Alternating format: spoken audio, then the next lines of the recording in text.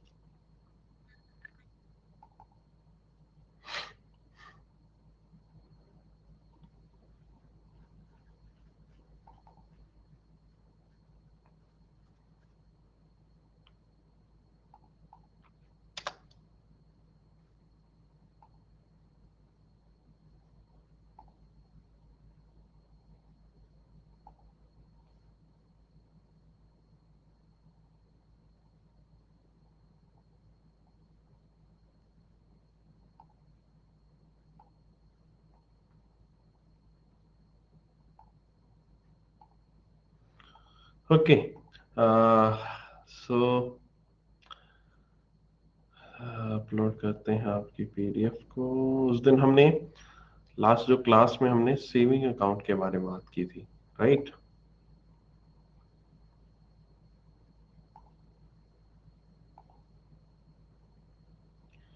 उसी से आगे कंटिन्यू करते हैं।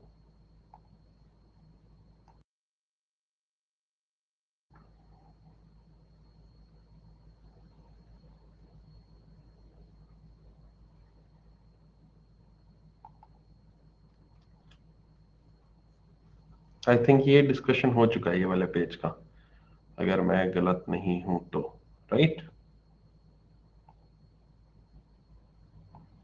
ओके, ठीक है।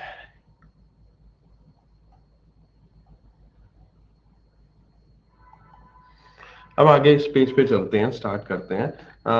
देखो, उस दिन हमने एक सेविंग अकाउंट की बात की कि सेविंग अकाउंट ऐसे ऐसे होता है, राइट?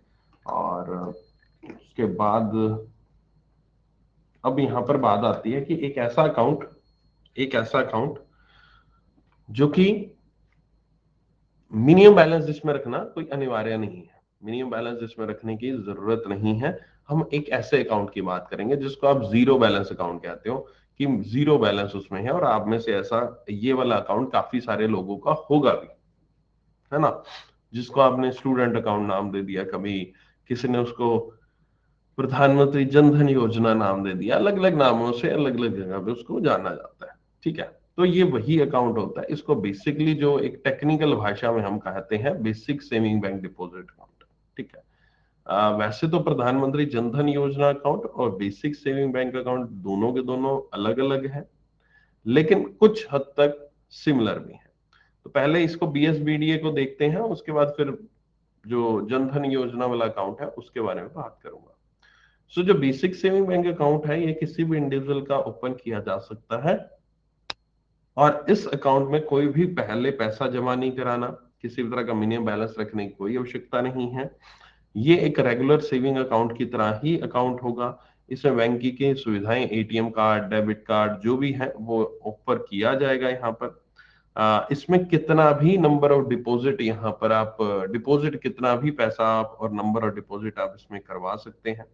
लेकिन नॉर्मल सेविंग अकाउंट में आप विड्रॉवल भी जितना मर्जी करवा सकते हैं, जितने नंबर मर्जी ट्रांजेक्शन कर सकते हैं, लेकिन इसमें यहाँ पर जो नंबर ऑफ ट्रांजेक्शन है आपकी विड्रॉवल्स की, वो यहाँ पर लिमिटेड होती है। वो केवल और केवल यहाँ पर एक महीने में आप 4 बार विड्रॉवल जो है फ्री ऑफ कॉस्ट करवा सकते हो, बिना किसी चार्जेस के।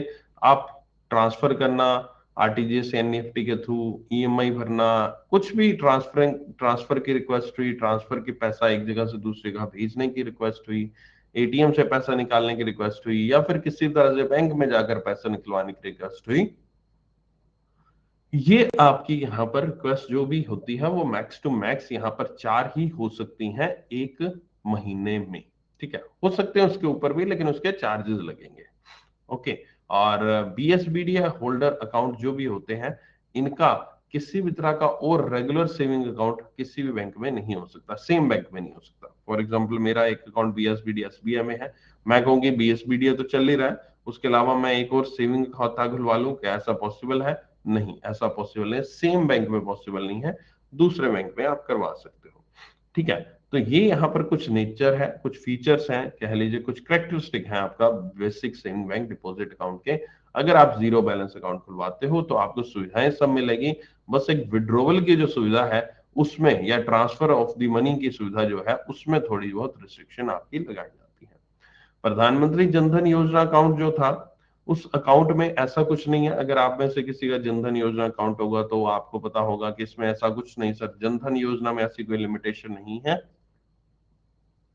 जनधन योजना अकाउंट जो ओपन किया गया था, वो एक ऐसी स्कीम के तहत ओपन किया गया था जिसका बेसिक मकसद था कि यहाँ पर जितने भी लोग हैं उनको यहाँ पर बैंकिंग सर्विस से जोड़ना, मास लेवल पर जोड़ने के लिए शुरू किया गया था। और उसका जो फंडा था, उसका यही फंडा था कि हाँ, जीरो बैलेंस में अकाउंट खोलना है और किसी भी तरह का यहाँ पर रिस्ट्रिक्शन उनपे नहीं लगाया जाएगा। लेकिन जब यहाँ पर मोनेटाइजेशन डीमोनेटाइजेशन हुआ था, उस वक्त यहाँ पर सरकार ने, और सरकार या कह लीजिए आरबीआई ने उनपे कुछ रिस्ट्रिक्शन कुछ समय के लिए लगाई थी, लेकिन वो रिस्ट्रिक्शन लंबे समय के लिए जारी नहीं रखी गई थी।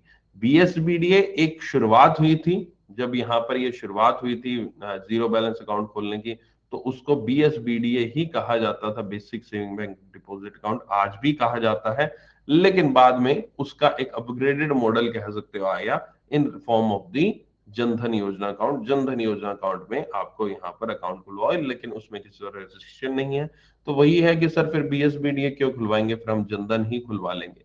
लेकिन यहाँ पर बीएसबीडीए की एक और यहाँ पर खास बात थी, जब ये स्टार्ट हुआ था, आज की डेट में नहीं है, जब ये स्टार्ट हुआ था तब उस टाइम यहाँ पर, उस टाइम क्या था, उस टाइम यहाँ पर इवन आपका बीएसबीडी अकाउंट तब भी खुल सकता था जब आपके पास जो एक डॉक्यूमेंट सही होते हैं, बेसिक डॉक्यूमेंट सही होते हैं एक अकाउंट ओपन कराने के लिए, जिसके बारे में हम डिटेल में चर्चा करेंगे।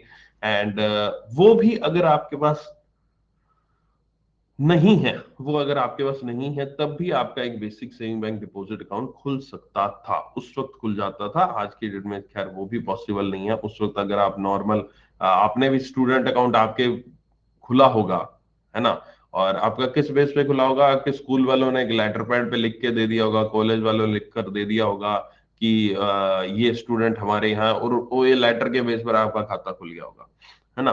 तो वो चीज तब हो सकती थी, बीएसबीडीए में हो सकती थी, लेकिन अब यहाँ पर वो चीज नहीं हो सकती है। खैर ठीक है, तो ये basic saving bank deposit account इस नेचर का भी था कि बिना किसी ज्यादा आईडी प्रूफ वगैरह के चक्कर में ना पड़ के एक बंदे का अकाउंट चाहिए और उसका अकाउंट खोल दिया जाता था। लेकिन उसमें कुछ लिमिटेशन, जैसे विड्रॉवल की लिमिटेशन थी, और इवन अभी तो डिपॉजिट की लिमिटेशन इस पे हट गई है। एक समय में जब ये शुरुआत होती, तो उस पर डिपॉजिट पे भी लिमिटेशन थी कि एक बार, एक महीने में पांच ही बार डिपॉजिट करा सकते हैं, एक महीने में इतना ही पैसा डिपॉजिट हो सकता है, इससे ज्यादा हो नहीं सकता। ठीक है, टाइम टू टाइम चीजें इवॉल्व होती है, टाइम टू टाइम चीजें समझी आती हैं, और फिर यहाँ पर चीजों को लेकर आया जाता है, आगे अपग्रेड किया जाता है। तो उसी में चलते चलते इन्वॉल्वमेंट होते होते यहाँ पर फाइनल जो आज की डेट में जो करेक्टरिस्टिक्स है, फीचर्स है, वो आपके सामने लिखे हुए हैं। राइट। इसको एक और नाम से आप जानते हो, अगर आपने यहाँ पर सुना होगा, एक देसी भाषा में, सिंपल भाषा में, एक कहते हैं ना, जब बैंक में हम जाते हैं तो कुछ ऐसी भाषा बोली जाती है जनरल कस्टमर की तरह, और वो होता है स्मॉल अकाउंट। हम बोलते हैं ना, स्मॉल अकाउंट बोलते हैं, छोटा खाता बोलते हैं।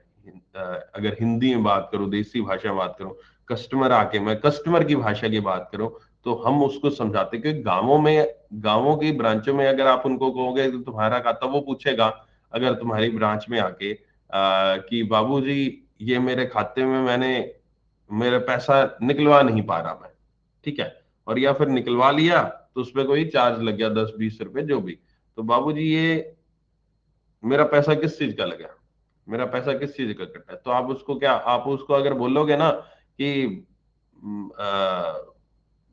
ये आपका जो पैसा है basic saving bank deposit account है, इसमें आप 4 से ज्यादा जमा विड्रॉल नहीं करा सकते, इसलिए आपका इस पे खाते में चार्ज लगा है। अगर आप उनको ये भाषा बोलोगे ना तो उनको बिल्कुल समझ नहीं आएगी, ठीक है। उनको आपको क्या बोलते बोलते हैं, हम लोग उनको क्या बोलते हैं कि भाई साहब आपका जो है, जो बाबूजी आपका जो खाता है वो एक छोटा खाता है, एक स्मॉल खाता, स्मॉल भी नहीं समझेंगे आप, छोटा खाता बोलोगे।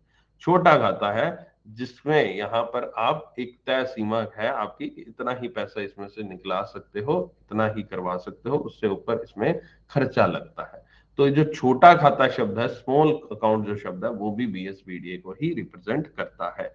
फिर आप में से कुछ लोगों ने ये भी किया होगा, फिर आप में उसमें से कुछ लोगों ने ये भी किया होगा कि बैंक में गए होंगे और बैंक ने कहा होगा कि आपका छोटा खाता है, स्टूडेंट अकाउंट जो आपका है, तो बैंक ने कहा होगा कि अगर इसको यहाँ पर आपको पूरा का पूरा सही करवाना है तो आप अपने केवाईसी, अपने यहाँ पर डॉक्यूमेंट्स दे दीजिए, ये आधार कार्ड वगैरह दे दीजिए, हम आपके स्मॉल अकाउंट को बड़े खाते में कन्वर्ट कर देंगे, है ना। ये भी शब्द उन्होंने इस्तेमाल किया होगा कि छोटे खाते को बड़ा खाता कर देंगे, तो आप यहाँ पर आपका खाता बिल्कुल सही चल जाएगा। तो यानी कि बीएसबीडी अकाउंट जो है वो कन्वर्ट भी किया जा सकता है नॉर्मल सेविंग अकाउंट में, ठीक है। तो ये आपकी हुई पूरी की पूरी बीएसबीडीए की बात, बीएसबीडीए के ऊपर चर्चा, जो बीएसबीडीए का काम है और ये किस तरह से जनधन योजना अकाउंट से डिफरेंट है।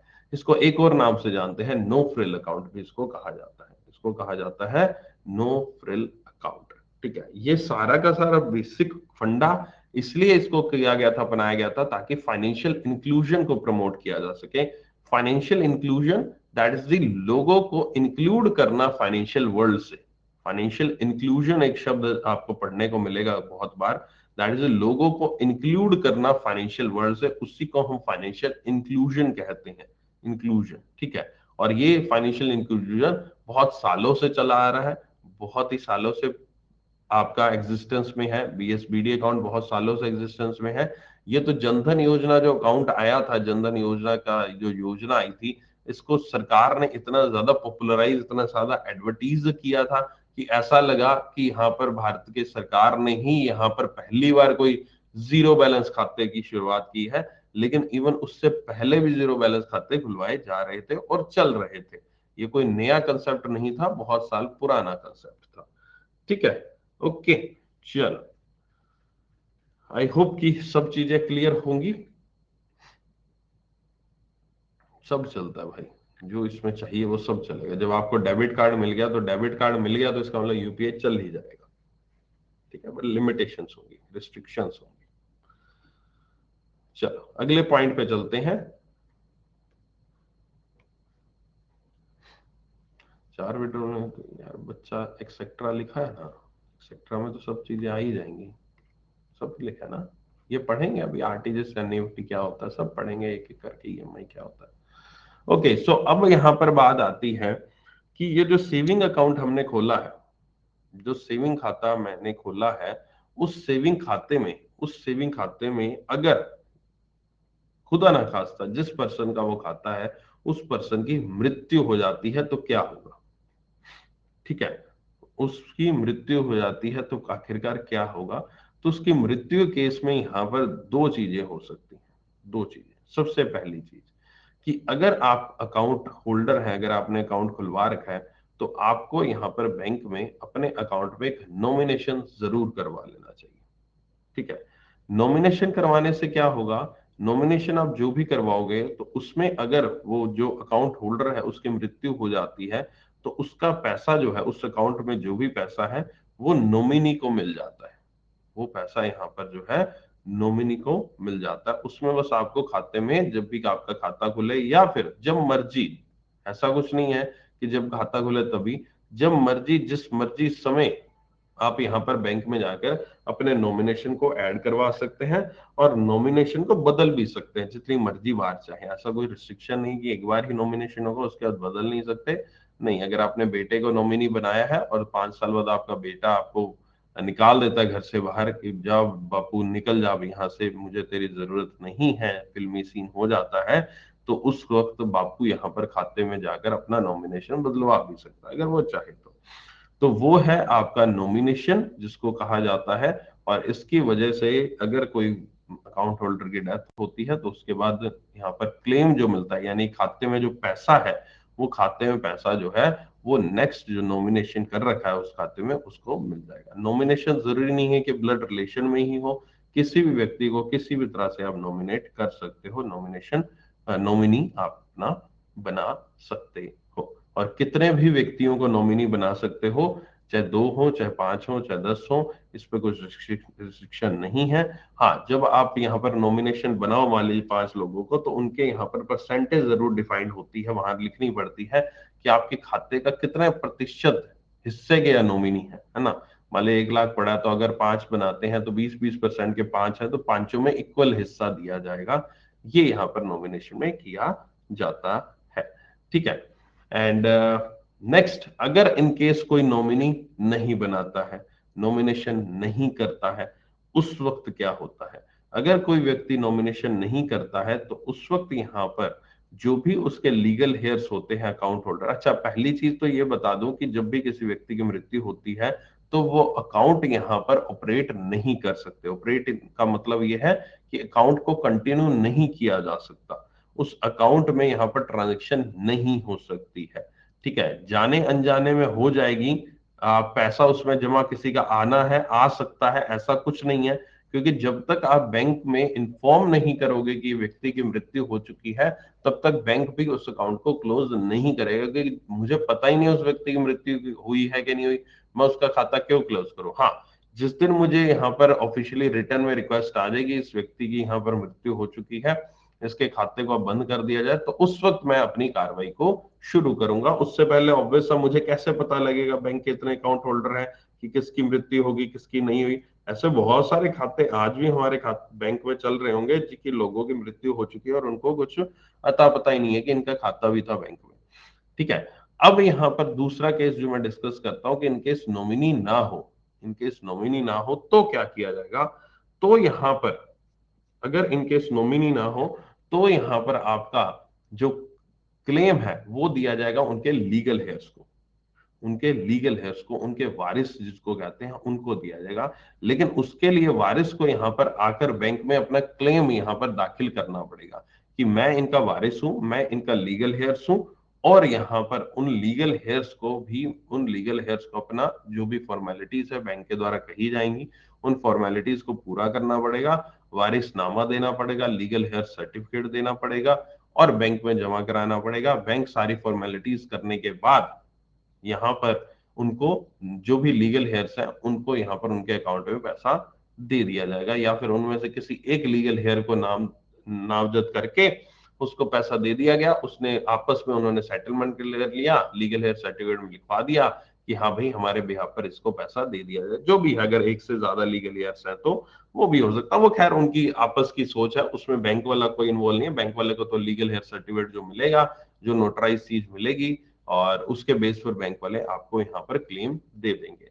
और ये क्लेम जो है ये मैक्सिमम टू मैक्सिमम 15 डेज के अंदर अंदर आपको सेटल करना जरूरी है। अगर बैंक के पास सारे गुड डॉक्यूमेंट्स पहुंच जाते हैं, जो भी बैंक ने डॉक्यूमेंट्स मांगे हैं, जो भी बैंक ने डॉक्यूमेंट्स मांगे हैं वो अगर पहुंच जाते हैं तो उसके 15 दिन तक, 15 दिन तक यहाँ पर आपका क्या है, उसको सारे के सारे प्रोसीजर को बैंक के द्वारा किया जाना जरूरी है, ठीक है। किया जाना जरूरी है, उससे पहले, उससे लेट नहीं किया जाएगा।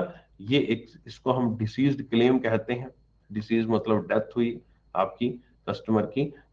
सो ये आपका इस तरह से सेटलमेंट किया जाता है क्लेम ऑफ डिसीज डिपोजिटर्स का।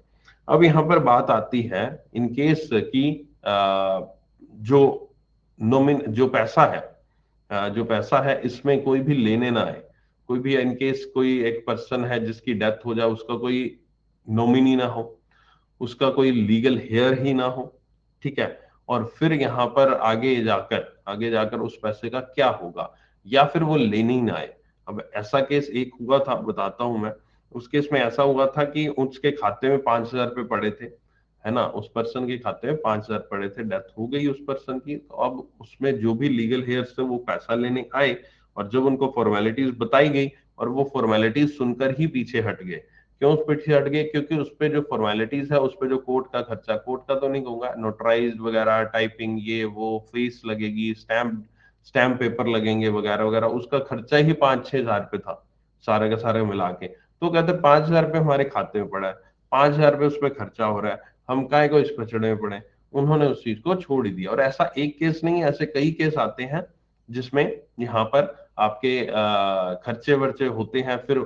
और खर्चों में ऐसा भी नहीं है कि चलो यार चल 4 हजार लग गया, चल 6 हजार हो गया, 6 हजार पड़ा है, चल यार 1 हजार खर्चा लग गया, 2 हजार खर्चा लग गया, 3 हजार लग गया, 5 हजार पड़ा है।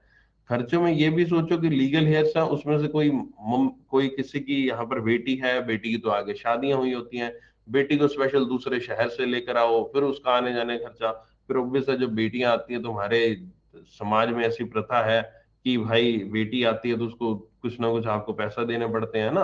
होता है ना कि ज्वाई राजा घर पे आए हैं, उनकी सेवा करो करो, है ना, उस पे 11-12 हजार 15 हजार कईयों के लग जाते हैं।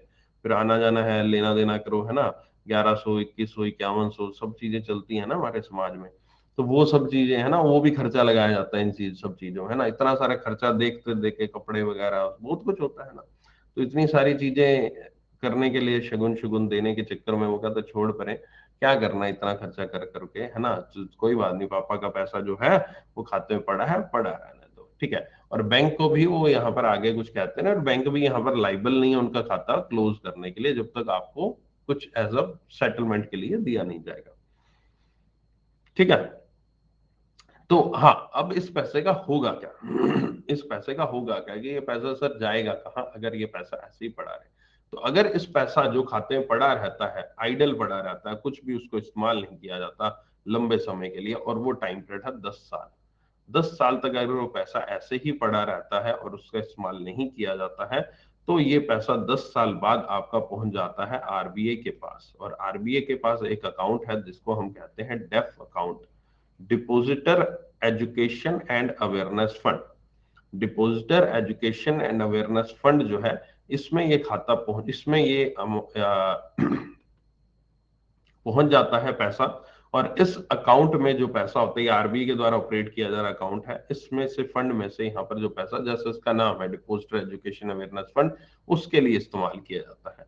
हाँ, इन केस लेटर ऑन अगर कोई व्यक्ति इसको क्लेम करने आता है, अच्छा इसमें डेथ में वो पैसा अकेला नहीं पहुंचता जो डिसीज्ड का पैसा हो, यानी कि डेथ केस का पैसा हो, इसमें नॉर्मल कोई भी व्यक्ति, अगर आपका भी कोई बैंक अकाउंट है और उसमें से आपके 5 रुपए 10 रुपए 50 रुपए 100 रुपए भी पड़ा है, कुछ भी पड़ा है पैसा, और आपने उस अकाउंट को 10 साल तक ऑपरेट ही नहीं किया, 10 साल तक आपने उस अकाउंट को चलाया ही नहीं है, तो क्या होगा, तब भी आपका पैसा इस आरबीआई के डेफ अकाउंट में यहाँ पर पहुंच जाएगा, ठीक है, ओके।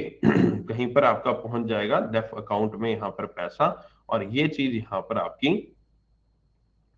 आरबीआई का जो है उसको इस्तेमाल करता है फर्दर यहाँ पर अवेयरनेस के लिए, फर्दर अवेयरनेस के लिए यहाँ पर उसको इस्तेमाल करता है। हाँ, इन केस अगर आप 11वां साल में आ जाते हो कि भाई मेरा पैसा था, ये है वो है, तो बैंक फिर आपका क्लेम जो है आरबीआई के पास भेजता है, और आरबीआई उस पैसे को आपको रिटर्न भी कर सकता है, उसमें ये भी क्लोज दे रखा है। और उस पर यहाँ पर सेविंग खाते का ब्याज भी आपको प्रॉपर दिया जाता है, जितने भी साल आपका खाते में बैलेंस पड़ा रहेगा तब भी, ठीक है। तो ऐसा नहीं है पैसा डूब जाता है, पैसा आपको उस अकाउंट में पैसा पहुंचने के बाद भी मिल सकता है, ठीक है।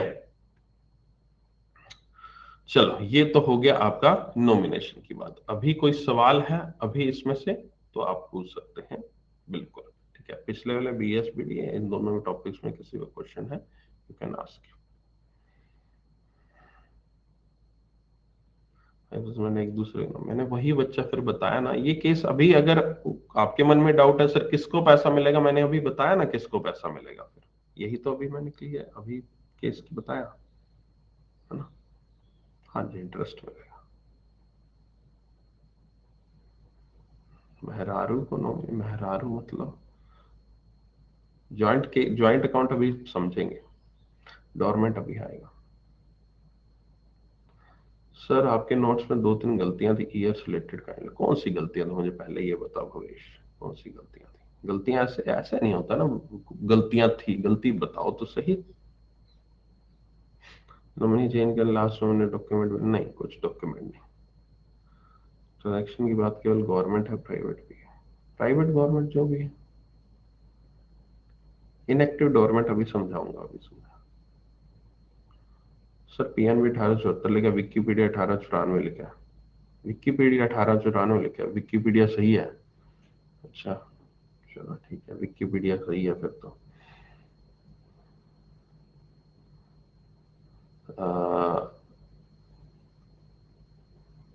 सक्सेशन सर्टिफिकेट नहीं अलग होता, वो अलग होता सक्सेशन सर्टिफिकेट, मतलब समवट सिमिलर कह सकते हो।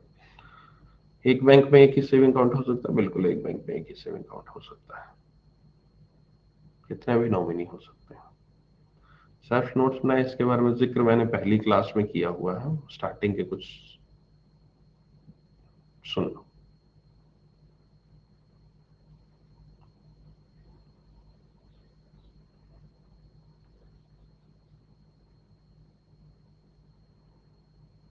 सर कोई सेविंग अकाउंट ओपन हुआ हो बट कभी ट्रांजेक्शन ना हुआ हो तो फिर से स्टार्ट हो सकता है? हाँ हो सकता है। विदाउट नॉमिनी सेटलमेंट के लिए क्या डॉक्यूमेंट लगेंगे? विदाउट नॉमिनी के सेटलमेंट के लिए क्या डॉक्यूमेंट लगेंगे? वो बैंक के पास जाओगे, बैंक वाले आपको डॉक्यूमेंट्स बता देंगे, है ना।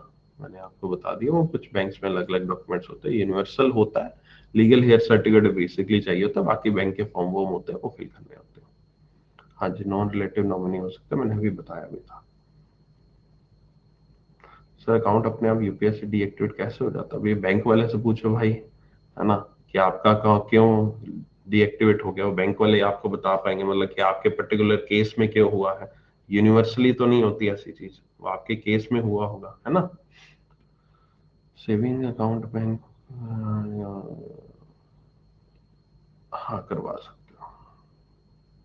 हाँ जी, आधार कार्ड चाहिए।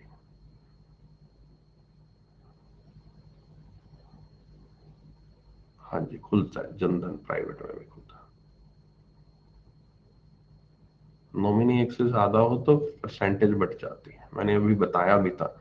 आपके आधे से ज्यादा क्वेश्चन वही होते हैं जो मैं ऑलरेडी डिस्कस कर चुका हूँ क्लास में, है ना। तो क्लास को ध्यान से सुना करो, क्लास में जो फोकस है वो बनाकर रखने की बहुत जरूरत होती है।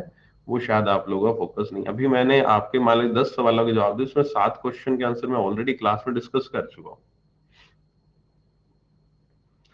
जो लिखे हुए हैं वो मान लो क्वेश्चन नहीं आएगा भविष्य, है ना। जिन चीजों पे फोकस करना चाहिए उन चीजों पे फोकस करो, जो चीजें मैं समझा रहा हूँ उन पे फोकस करो। 1843, 1840, 1870 जो भी है ना, ये क्वेश्चन पिछले 6 सालों से एग्जाम में नहीं आए, है ना।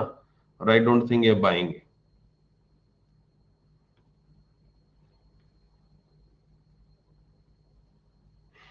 कोई लिमिट नहीं लक्ष्मीकांत, लोग अकाउंट खुलवाते हैं कौन से टर्म्स एंड कंडीशन पे एग्री करते हैं और कौन सा एक्ट आता है उससे आरबीआई के, ये पढ़ाएंगे यार। हाँ जी, इस कोर्स में बैंकिंग कोर्स कंप्लीट होगा, हाँ जी होगा। चले सर, 2 नॉमिनी रख सकते हैं, बिल्कुल आप 5 रखिए, 10 रखिए।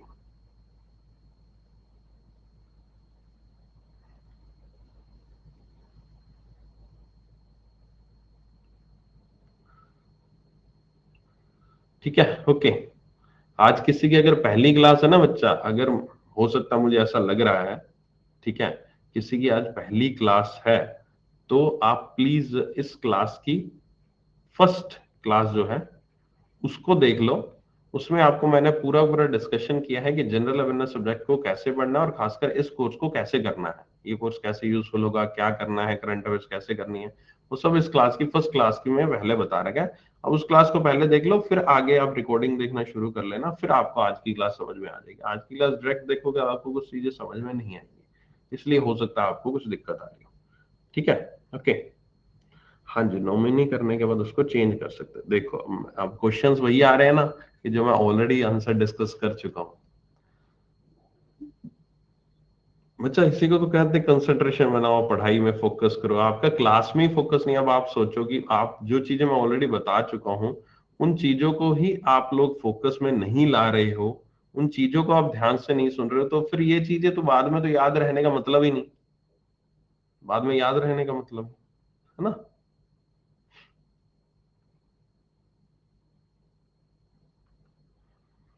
चलो अब आगे चलते हैं एक बहुत ही इंपॉर्टेंट पॉइंट पे, और वो इंपॉर्टेंट पॉइंट है यहाँ पर आपका बैंकिंग का रिलेशनशिप। जो अभी तक हमने देखा है, जो आगे देखने वाले हैं, उनमें एक बैंकिंग का रिलेशनशिप होता है दो पर्सन के बीच में। जब भी आप बैंक में कोई भी अकाउंट ओपन कराते हो तो यहाँ पर अकाउंट ओपनिंग फॉर्म जो होता है उस पे आप यहाँ पर बहुत सारे साइन करते हो, बहुत कुछ किया जाता है, ठीक है, राइट, बहुत कुछ किया जाता है, बहुत सारे साइन किए जाते हैं।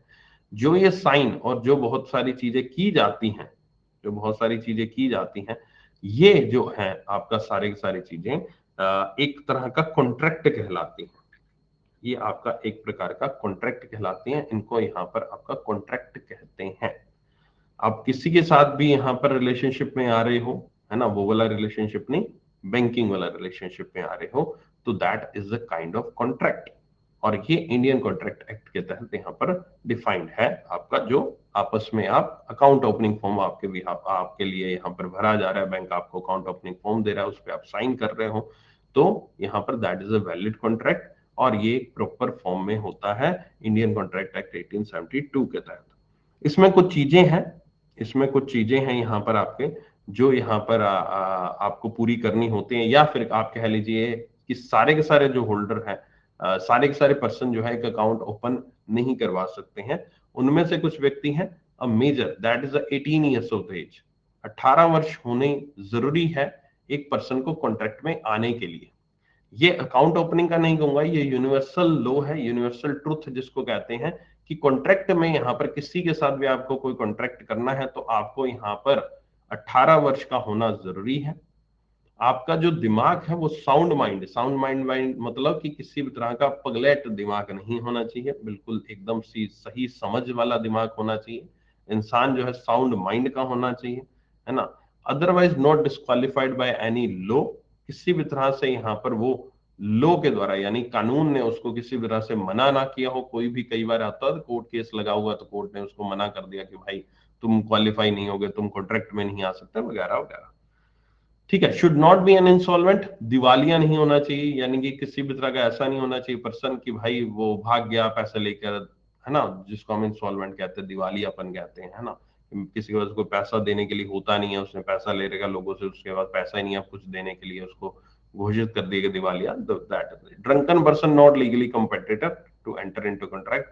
आप ब्रांच में गए, हाँ कौन है ब्रांच मैनेजर, इधर आ गए, है ना, तो आपने पी रखी है, तो उस वक्त इस मूवमेंट पे जब आपने पी रखी है उस वक्त यहाँ पर आप एक अकाउंट ओपनिंग फॉर्म पे साइन नहीं करा सकते हैं, या फिर अकाउंट ओपन नहीं करी, या फिर मतलब मैं तो कॉन्ट्रैक्ट की बात कर रहा हूँ, किसी तरह कॉन्ट्रैक्ट नहीं कर सकते हैं, ठीक है। हाँ, जब आप नहीं लगा रखे आपने 30 60 90 ml, तब आप यहाँ पर ऑब्वियस है कॉन्ट्रैक्ट में आ सकते हो। लेकिन वही चीज प्रूव करनी पड़ेगी, भाई दारू पी रखी है कि नहीं पी रखी, सिंपल सी बात हुआ।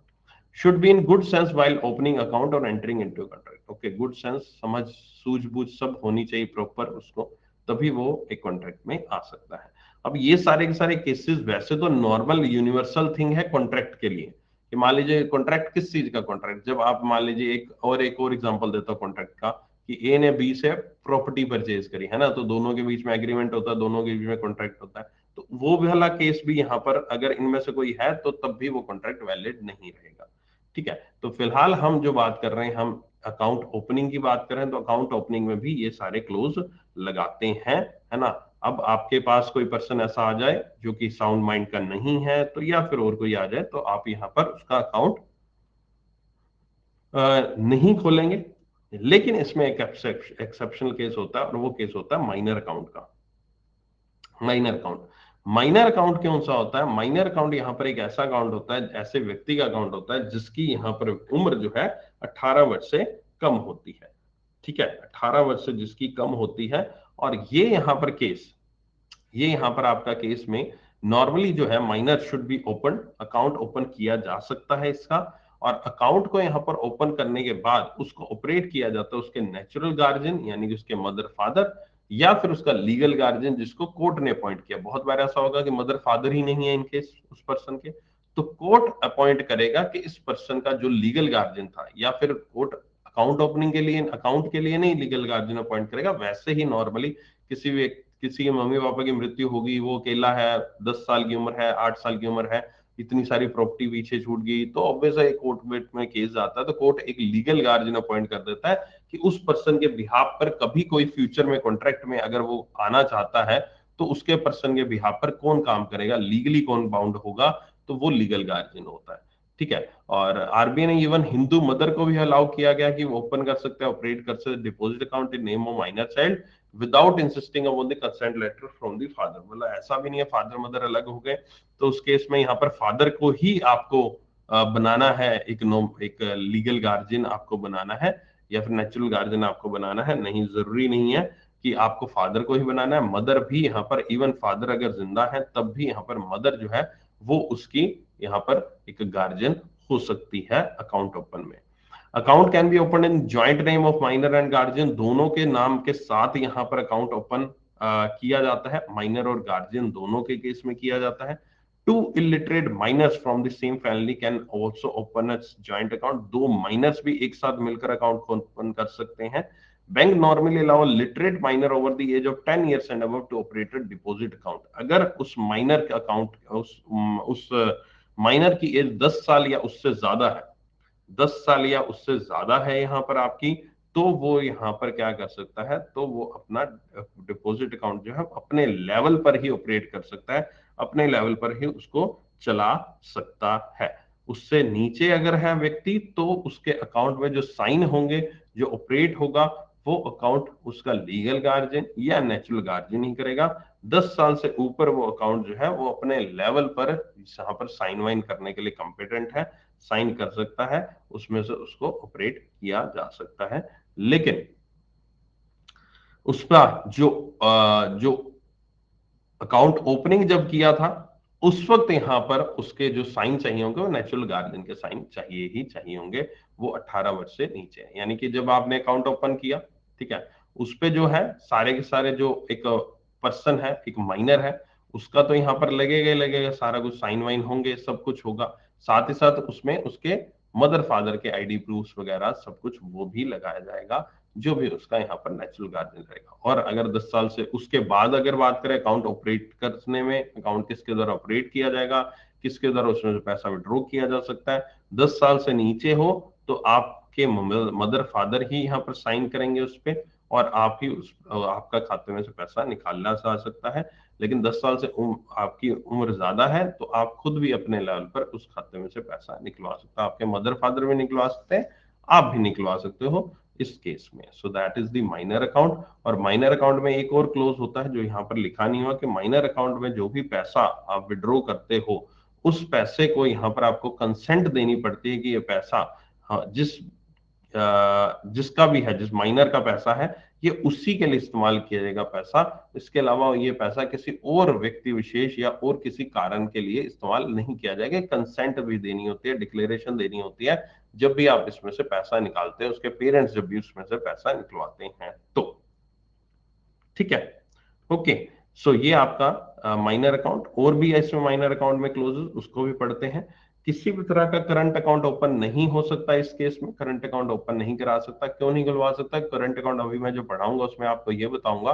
करंट अकाउंट बिजनेस पर्पज से यहाँ पर शुरू किया जाता है, बिजनेस पर्पज के लिए यहाँ पर किया जाता है करंट अकाउंट ओपन यहाँ पर आपका। और यहाँ पर कोई भी जब बिजनेस ट्रांजेक्शन की जाती है तो एक प्रकार का वो कॉन्ट्रैक्ट का पार्ट ही है, तो जब कॉन्ट्रैक्ट में आ ही नहीं सकता, बिजनेस ट्रांजेक्शन ही नहीं कर सकता, तो फिर करंट अकाउंट का मतलब ही नहीं पैदा होने का हो या आपका ये ओपन होने का। ठीक है। No loan is given to the minor, किसी भी तरह का लोन नहीं दिया जा सकता, क्योंकि ऑब्वियस है लोन देने के वक्त भी हम बहुत सारे डॉक्यूमेंट साइन कराते हैं, और डॉक्यूमेंटेशन का मतलब कॉन्ट्रैक्ट में आना, और माइनर कॉन्ट्रैक्ट में नहीं आ सकता। Minor can not make a nomination in self operated minor account, खुद का जो सेल्फ ऑपरेटेड माइनर अकाउंट है उसमें नॉमिनेशन नहीं करा सकता। नॉमिनेशन जो भी रहेगा वो गार्जियन ऑफ द माइनर के द्वारा ही किया जाएगा। Facilities like the debit card, passbook, chequebooks यहाँ पर ये उपलब्ध करवाई जाती हैं, आपको सब कुछ मिलता है आपका। Section 26 of the negotiable instrument act के तहत ये कह रखा है कि माइनर जो है वो यहाँ पर चेक आपको जारी कर सकता है, चेक पे साइन कर सकता है, सब कुछ कर सकता है। अगर आपको माइनर से पेमेंट लेनी है, आपने यहाँ पर चेक माइनर ने आपको दे दिया और आपने वो चेक एक्सेप्ट भी कर लिया, लेकिन लेकिन लेकिन माइनर जो है वो किसी भी तरह का लाइबल नहीं है उसकी पेमेंट करने के लिए। कल को मान लीजिए इसमें क्या होगा, चेक आपको साइन करके माइनर ने दे दिया, अमाउंट अमाउंट सब कुछ लिख दिया, अब उसके अकाउंट में बैलेंस नहीं है, आपने वो चेक लगा दिया उल्टा बैंक में, ठीक है, बैंक में जाया चेक लगा दिया, बैंक में चेक किया, बैंक ने पास नहीं किया चेक क्योंकि उसके अंदर बैलेंस नहीं था, बैंक क्यों उसका पेमेंट करेगा, बैंक उसका पेमेंट नहीं किया। तो आप कल को इस चीज को हम जो कहते हैं चेक बाउंसिंग, इसको कहते हैं चेक बाउंस होना। अगर अकाउंट में बैलेंस नहीं है या किसी वक्त यहाँ पर चेक जो है वो काम नहीं किया और चेक बाउंस हो गया या चेक क्लियर नहीं हुआ, है ना, चेक रिटर्न हो गया, सब कुछ एक ही बात है सभी चीजों में। तो अगर ऐसा कुछ केस होता है तो आप यहाँ पर नॉर्मल केस में क्या होता है, हम कोर्ट में केस लगा सकते हैं उस व्यक्ति के खिलाफ जिसने हमें चेक दिया था और चेक यहाँ पर बोगस था, नकली था, व्हाट्सएवर, चेक बाउंस हो गया वगैरह वगैरह, तो हम उसके अगेंस्ट कोर्ट में केस कर देते हैं। ठीक है, लेकिन माइनर के केस में अगर माइनर आपको ऐसा कुछ करता है तो माइनर के केस में आप कोर्ट में केस नहीं कर सकते। सेक्शन 26 ऑफ एनआई एक्ट में ये चीज लिखी हुई है। क्यों नहीं कर सकते? क्योंकि माइनर किसी तरह के कॉन्ट्रैक्ट में आ ही नहीं सकता। ये आपकी गलती है जिसने चेक एक्सेप्ट किया, कि आपकी गलती है कि आप माइनर के साथ किस तरह से कॉन्ट्रैक्ट में आ रहे हो, यानी कि आप चेक ले रहे हो, चेक भी एक प्रकार का कॉन्ट्रैक्ट ही है। तो आपको पता है जब माइनर है तो ऑब्वियस है आप उसके कॉन्ट्रैक्ट में आ ही नहीं सकते हैं, और आपका चेक जो भी आपका बाउंस हुआ है या जो भी गड़बड़ हुई है उसके लिए आप कोर्ट से क्लेम नहीं कर सकते हो। ये भी यहाँ पर एक सुरक्षा जो है कह सकते हो माइनर अकाउंट होल्डर को दी हुई है। ठीक है, तो ये आपका केस होगा पूरा पूरा माइनर अकाउंट का जो मैंने आपको बताया है। ठीक है, ओके, चलिए अगले पॉइंट पे चलते हैं। अगला पॉइंट आता है इलिटरेट पर्सन। ठीक है, इलिटरेट पर्सन का, इलिटरेट पर्सन यहाँ पर ऐसे पर्सन होते हैं जो कि यहाँ पर अनपढ़ है, जिनको यहाँ पर कोई भी लिखने की या फिर पढ़ने की या फिर किसी भी तरह का साइन करने की समझ नहीं है। ठीक है, ये जो लोग हैं these are competent to enter into valid contract. ये कहीं पर भी कॉन्ट्रैक्ट की जो कंपेटेंसी है उसमें नहीं डिफाइन है, इसमें कुछ भी नहीं लिखा होगा इलिटरेट पर्सन का। लेकिन ये इलिटरेट पर्सन अपना अकाउंट, यानी कि ये इलिटरेट पर्सन ऐसे नहीं है कि किसी भी तरह कॉन्ट्रैक्ट में नहीं आ सकते, कॉन्ट्रैक्ट में आ सकते हैं, बिल्कुल एक अकाउंट ओपन करा सकते हैं। बस इसमें कुछ कंडीशंस होती है जिनको फुलफिल करना जरूरी है। पहली कंडीशन ये है कि एक इलिटरेट पर्सन जब साइन ही नहीं कर सकता तो अकाउंट ओपनिंग फॉर्म पे साइन नहीं करेगा। ठीक है, अकाउंट ओपनिंग फॉर्म में साइन नहीं कर पाएगा। उसके बाद लेटर ऑन जब उसको पैसे निकलवाने तो विड्रॉवल स्लिप या फिर चेक पे साइन नहीं कर पाएगा। राइट, तो उस केस में यहाँ पर साइन के अभाव में हम उसका थंब इंप्रेशन लेते हैं या फिर उसका यहाँ पर finger impression, right, thumb impression उसका लिया जाता है। थंब इंप्रेशन में अगर महिला है, अगर थंब अगर महिला है तो उसका राइट हैंड का थंब इंप्रेशन लिया जाता है, अगर एक मेल है तो उसका लेफ्ट हैंड का लिया जाता है। इसके पीछे कारण ये है कि महिलाएं हमेशा सही होती हैं, पुरुष हमेशा गलत होता है। तो इसलिए महिलाओं को सही व्यक्ति माना जाता है, सही है, इसलिए उनका राइट, है ना, राइट का मतलब सही होता है ना, तो इसलिए उनका राइट थंब इंप्रेशन लिया जाता है, और पुरुष हमेशा गलत होते हैं इसलिए उनका लेफ्ट लिया जाता है। ये इसके पीछे का कारण माना जाता है। ठीक है, इसलिए ये किया जाता है, ये सच है, सच्चाई है, ये मुझे मेरे सीनियर ने भी बताई थी। ठीक है, उन्होंने कहा था इसी कारण ये चीज बनाई गई है। आरबीआई भी ये मानता है कि लड़कियां, महिलाएं हमेशा सही होती हैं, पुरुष हमेशा गलत होता है। तो उन्होंने ये क्लोज बना दिया कि राइट हैंड थंब इंप्रेशन लिया जाएगा महिलाओं का, लेफ्ट हैंड थंब इंप्रेशन लिया जाएगा यहाँ पर आपका पुरुषों का। ठीक है, ओके, अब आपको जो भी लड़ाई करनी है आरबीआई से करो, मुझसे मत करना, है ना। तो पुरुष कहेंगे सर आवाज उठाओ हम एक हैं ऐसा करके, तो आरबीआई के सेंट्रल ऑफिस में जाकर, मुंबई के हेडक्वार्टर में जाकर आवाज उठाओ, मैं उसमें कुछ मदद नहीं कर सकता। ओके, और हाँ, इन केस अगर आप, कई बार ऐसा होता है व्यक्ति का यहाँ पर है ही नहीं भाई साहब, हाथ ही नहीं है, होता है बहुत सारे, है ना। सो जो व्यक्ति के हाथ नहीं है तो उस केस में क्या होगा, तो उस केस में यहां पर वो पर्सन अपना टो का निशान भी दे सकता है। टो पता है क्या होता है? टो होता है पैरों की अंगूठा, उंगली जो होती है उसका निशान भी दे सकता है।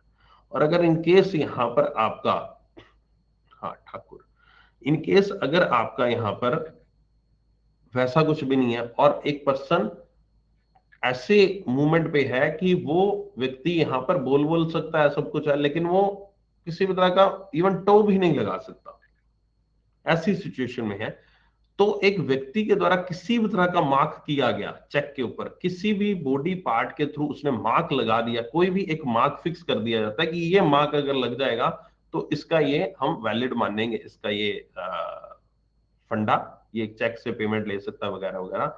तो उस केस में कोई भी बॉडी का मार्क यहाँ पर उसके सिग्नेचर के रूप में काम कर सकता है। ठीक है, ओके, उसमें कर सकता है। तो ये यहाँ पर आपका इलिटरेट पर्सन के बारे में ये एक थंब इंप्रेशन से जुड़ी हुई चीजें मैंने आपको बताई। ठीक है, थंब इंप्रेशन जो होते हैं वो यहाँ पर ऑब्वियस अब अकाउंट ओपनिंग फॉर्म में थंब इंप्रेशन लिए गए हैं, जो भी लिए गए हैं वो बिल्कुल बकायदा एक ऑफिशियल के सामने लिए जाते हैं। ठीक है, वो ऑफिशियल के सामने लिए जाते हैं, वो किसी भी और ऐसा नहीं है अंगूठा किसी का भी लगा कर लिया। तो इसलिए बैंक ऑफिशियल हमेशा अंगूठा जो भी होगा अपने सामने आंखों के सामने लेगा, चाहे अकाउंट ओपनिंग फॉर्म का हो, चाहे वो लेटर ऑन यहाँ पर अकाउंट विड्रॉल कराने का। ठीक है, सो फोटोग्राफ वगैरह पूरी ली जाती है, आइडेंटिटी वो तो नॉर्मल किसी सभी अकाउंट में ली जाती है आपकी फोटोग्राफ, है ना। और इसमें और भी क्लोजेस हैं, और इसमें एविडेंस लिया जाता है, विटनेसेस लिए जाते हैं। जब भी आप अंगूठे वाला खाता खुलवाते हो तो 2 एटलीस्ट विटनेस लिए जाते हैं, जो कि यहाँ पर उसी बैंक से जुड़े हुए, बैंक का स्टाफ नहीं हो सकता, उसी लैब उसी तरह से आसपास कोई और बैठा है, कोई और कस्टमर यहाँ पर खड़ा है तो उसका विटनेस ले लिया जाता है। 2 विटनेसेस नॉमिनेशन के लिए भी रिक्वायर्ड होते हैं, अकाउंट ओपनिंग में भी रिक्वायर्ड है, नॉमिनेशन में रिक्वायर्ड है। ज्वाइंट अकाउंट 2 इलिटरेट्स का खोला जा सकता है, लेकिन काफी सही तरीके से समझदारी बरत कर, चीजों को समझकर। ज्वाइंट अकाउंट में literate should be carefully open. एक लिटरेट है, एक इलिटरेट है। ठीक है, एक लिटरेट है, एक इलिटरेट है यहाँ पर आपका, तब भी यहाँ पर ये अकाउंट ओपन किया जा सकता है, लेकिन वो भी क्वेश्चन के साथ, क्योंकि ऑब्वियस है लिटरेट पर्सन जो है लिटरेट को इन्फ्लुएंस कर सकता है, उसके खाते में कोई पैसा है तो वो निकलवाया जा सकता है उसके द्वारा। नॉर्मली कोई चेकबुक फैसिलिटी नहीं दी जाती लिटरेट पर्सन को, ठीक है, नहीं दी जाती है। कुछ अगर केस में की जा सकती है तो दी जा सकती है, लेकिन नॉर्मली यहाँ पर चेकबुक फैसिलिटी अवेलेबल नहीं रहती इलिटरेट पर्सन को। ठीक है, ओके, तो चलिए अब आपके 2 टॉपिक हुए, माइनर अकाउंट, इलिटरेट पर्सन। इन दोनों में किसी भी तरह कंफ्यूजन है तो पूछो, नहीं तो फिर अगले टॉपिक पे चलते हैं।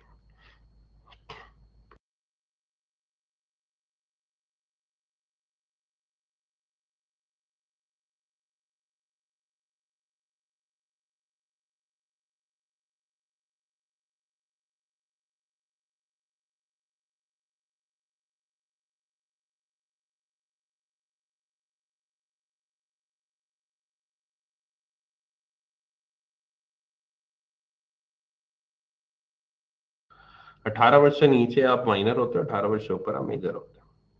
स्टूडेंट अकाउंट जरूरी नहीं है, स्टूडेंट अकाउंट तो जितने मर्जी साल का भी हो सकता है ना। माइनर अकाउंट 18 वर्ष से जीते होते हो। हिंदू लॉज में कई चीजें होती हैं, मुस्लिम लॉ में कई चीजें होती हैं, इसलिए वहां पर स्पेसिफिकली हिंदू मदर की बात की गई है ना। पेरेंट्स ना हो तो भी अकाउंट ओपन हो सकता, माइनर में पेरेंट्स ना हो तो भी अकाउंट ओपन। लीगल गार्जियन बताया ना, लीगल गार्जियन होना चाहिए। 10 ईयर लिखा था सर, हाँ 10 साल है, मैंने बताया तो 10 साल का क्या फंड है। टेक्निकल टर्म क्या है, चेक बाउंस होने का technical term, cheque bounce, check return, cheque bounce. New born baby का अकाउंट ओपन, हाँ हो सकता है बिल्कुल। बॉडी पार्ट वाली बात और क्लियर करो, अब क्या और क्लियर क्या चाहिए उसमें, बताओ तो सही। बॉडी पार्ट, बॉडी पार्ट, उसमें मैं एक प्रैक्टिकल करके थोड़े ना बताऊंगा भाई मेरे। बॉडी पार्ट कोई भी बॉडी पार्ट हो सकता है, उसका मार्क लगा दो बस, बात खत्म। अकाउंट में इंसान 2 या 3 साल के बाद मेजर होता है, तो माइनर को क्या होता है। शांत होता है मेजर, तो कन्वर्ट करा लो ना, माइनर से मेजर अकाउंट में कन्वर्ट हो जाता है, वो फिर खुद ऑपरेट कर सकता है पूरा।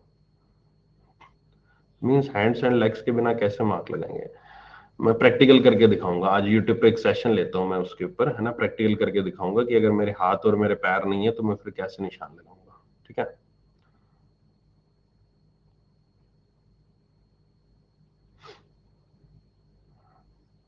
वायरल वीडियो की शुरुआत है ना, करते हैं एक वायरल वीडियो की शुरुआत। एक वायरल वीडियो आएगी मेरी तरफ से, कैसे किया जाएगा, है ना।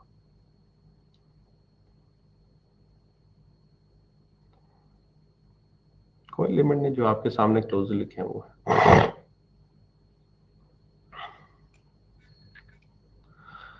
ओके, अच्छा, मैंने जो चीज काम की होती है वो बता नहीं रह जाती। हाँ, मैंने ऊपर आपको एक लिंक दिया है, ठीक है, आरबी ग्रेड बी एग्जाम की प्रिपरेशन से रिलेटेड एक स्पेशल क्लास है रात को 9 बजे, तो आप सभी लोग उसमें इनवाइटेड हैं। ऊपर क्लिक करके एनरोल कर लेना सभी सभी लोग, और आज शाम को यहाँ पर 9 बजे आप आ जाना। अगर आपके आरबी ग्रेड बी का फॉर्म फिल करने वाले हैं, फेज 1 फेज 2 दोनों के बारे में रात को आपको 9 बजे बताऊंगा। ठीक है, किसी भी तरह कोई कंफ्यूजन है, कोई भी डाउट है, 1 to 1 डिस्कस करेंगे वहां पर, सभी के क्वेरीज को 1 to 1 लिया लूंगा। मैं पहले खुद एक्सप्लेन करूंगा सारी चीजें, इनकेस कोई डाउट फिर स्टिल बचता है तो आपका क्वेरी का रिप्लाई 1 to 1 किया जाएगा। ठीक है, ओके। सीए 10:30 होगा। पेरेंट्स के बिना ओपन हो सकता है? बिल्कुल, लीगल गार्जियन ओपन कर सकता है। अगर पर्सन लिटरेट हो बट डिसेबल्ड हो तब भी सेम बॉडी पार्ट वाला क्लोज होगा? हाँ बिल्कुल होगा, बिल्कुल। मार्क मतलब बॉडी का कोई भी पार्ट आपका मार्क बन सकता है जो बैंक एक्सेप्ट कर ले।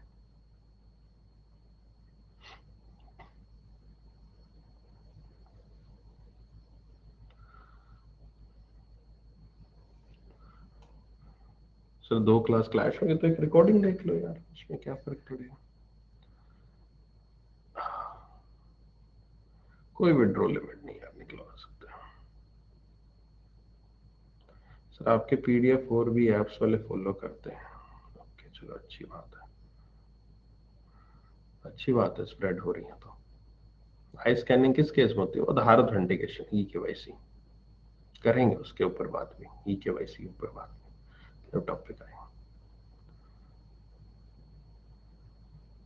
भैया बैंक में पुराने जमाने का खजाना जमा करा सकते हैं? बिल्कुल करा सकते हैं, किसने रोका है? बैंक वाला तो कोई नहीं रोके, बैंक वाले को तो पैसा चाहिए, है ना, खजाना। लेकिन हीरे जवाहरात नहीं होने चाहिए, है ना, वो अलादीन वाला खजाना नहीं हो सकता, या अली बाबा 40 चोर वाला खजाना नहीं हो सकता। वो खजाना आपका इंडियन रुपी में होना चाहिए। अगर इंडियन करेंसी में वो खजाना है तो ऑब्वियस है वो खजाना आप जमा करा सकते हो। बाकी उसके अलावा बैंक कोई एक्सेप्ट नहीं करेगा। बस आप खजाना जमा कराइए, इंडियन करेंसी में कराइए, और मैक्स टू मैक्स 10 दिन के अंदर अंदर आपको एक बड़ा खूबसूरत प्रेम पत्र मिलेगा। तो उस प्रेम पत्र का आपको जवाब दे दीजिएगा, है ना। तो फिर आप खजाना क्या, मतलब आप पूरी पूरी ट्रक भर के आप जितना मर्जी पैसा जमा करा सकते हो, बस वो प्रेम पत्र का जवाब देना पड़ेगा, जो कि हमारे देश के आयकर विभाग के द्वारा आपको दिया जाएगा, है ना। और उस पर जवाब देके उस पर टैक्स वैक्स भरने के बाद जितना मर्जी खजाना जमा कराइए। किसने कहा, क्या कहा है?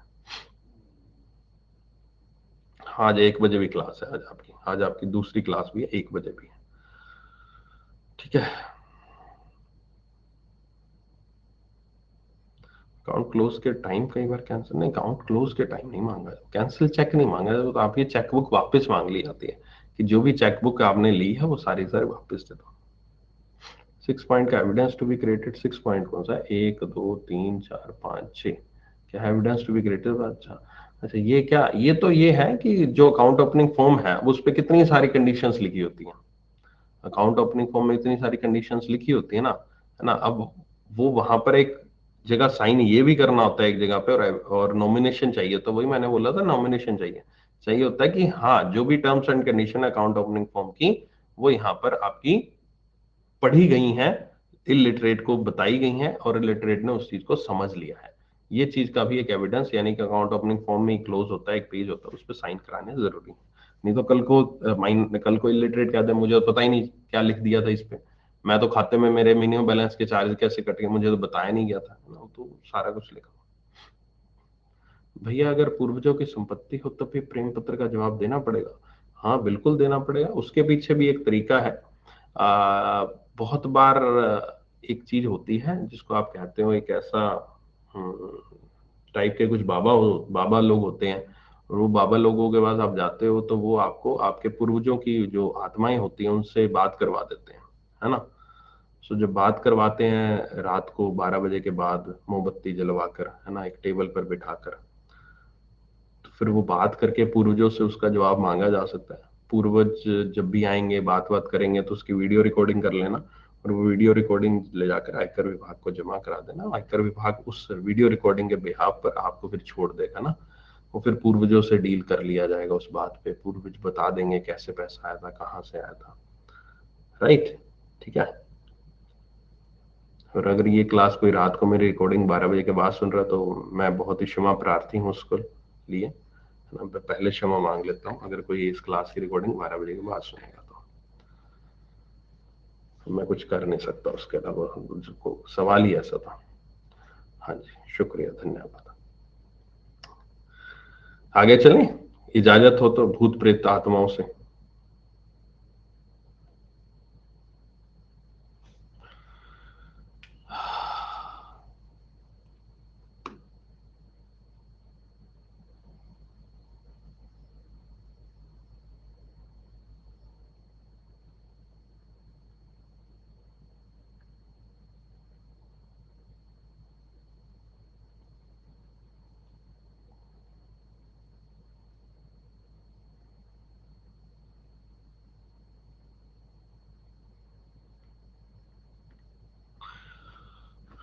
तो करवाना वाला अकाउंट में पैसे हो तो वापस हो, हाँ बिल्कुल होगा, पैसे तो वापस मिलेंगे यार।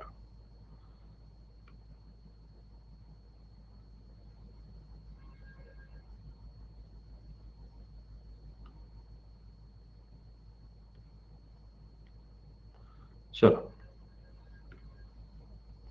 केवाईसी तो हर एक अकाउंट में मैंडेटरी है। केवाईसी के ऊपर बात अभी की नहीं यार, केवाईसी को चैप्टर पढ़ाएंगे अभी, है ना। आज ये चैप्टर, एक चैप्टर हम पीछे चल रहे हैं, एक चैप्टर कह रहा, 2 चैप्टर पीछे हो जाएंगे, समझ नहीं आ रहा। चलो खैर, कोशिश करूंगा निपटाने की। मैंने इस बार एक्स्ट्रा चैप्टर इसलिए लगाए क्योंकि मुझे लगा था यार चैप्टर ज्यादा चाहिए, तो मैंने इस बार चैप्टर ज्यादा लगा दिए। तब भी इस बार तो फिर भी एक चैप्टर पे 2-2 क्लासेस लग गई। दो भी कहाँ, 2 क्लासेस हो गई एक चैप्टर पे। सेविंग अकाउंट, डिपॉजिट अकाउंट वाला ना, टाइप ऑफ डिपॉजिट अकाउंट, वो अभी तक वही नहीं खत्म हो रहे।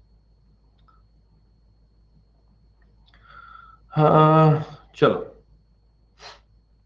ब्लाइंड पर्सन अकाउंट, अगर कोई व्यक्ति जो है एक नजरों से नहीं देख पाता है, तो ब्लाइंड पर्सन, फिजिकली चैलेंज आप कह सकते हैं, उस पर्सन के भी अकाउंट ओपन किया जा सकता है।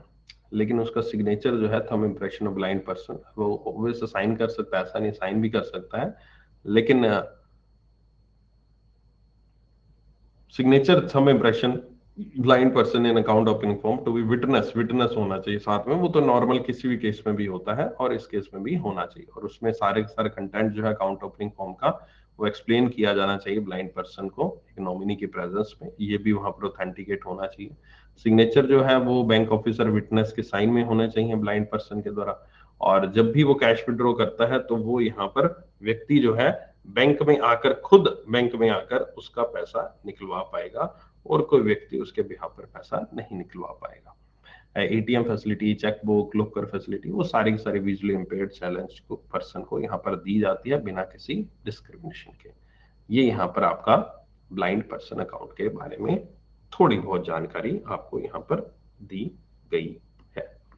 ठीक है, अगला आता है पर्दानेशी वीमेन। पर्दानेशी वीमेन, सिंपल सी बात यह है कि पर्दानेशी वीमेन यहाँ पर, ये कोई स्पेसिफिक रिलीजन से संबंधित नहीं है। पर्दानेशी वीमेन ये यहाँ पर कोई भी रिलीजन, किसी भी कम्युनिटी की महिला हो सकती है, जो महिला यहाँ पर एक कह सकते हैं बिल्कुल सिक्लूजन में रहती है, सिक्लूजन मतलब एकांत में रहती है, और उसको as per their community, as per their customer, as per traditions, यहाँ पर किसी भी और बाहरी व्यक्ति, फैमिली के अलावा किसी बाहरी व्यक्ति से बात करने की इजाजत नहीं है।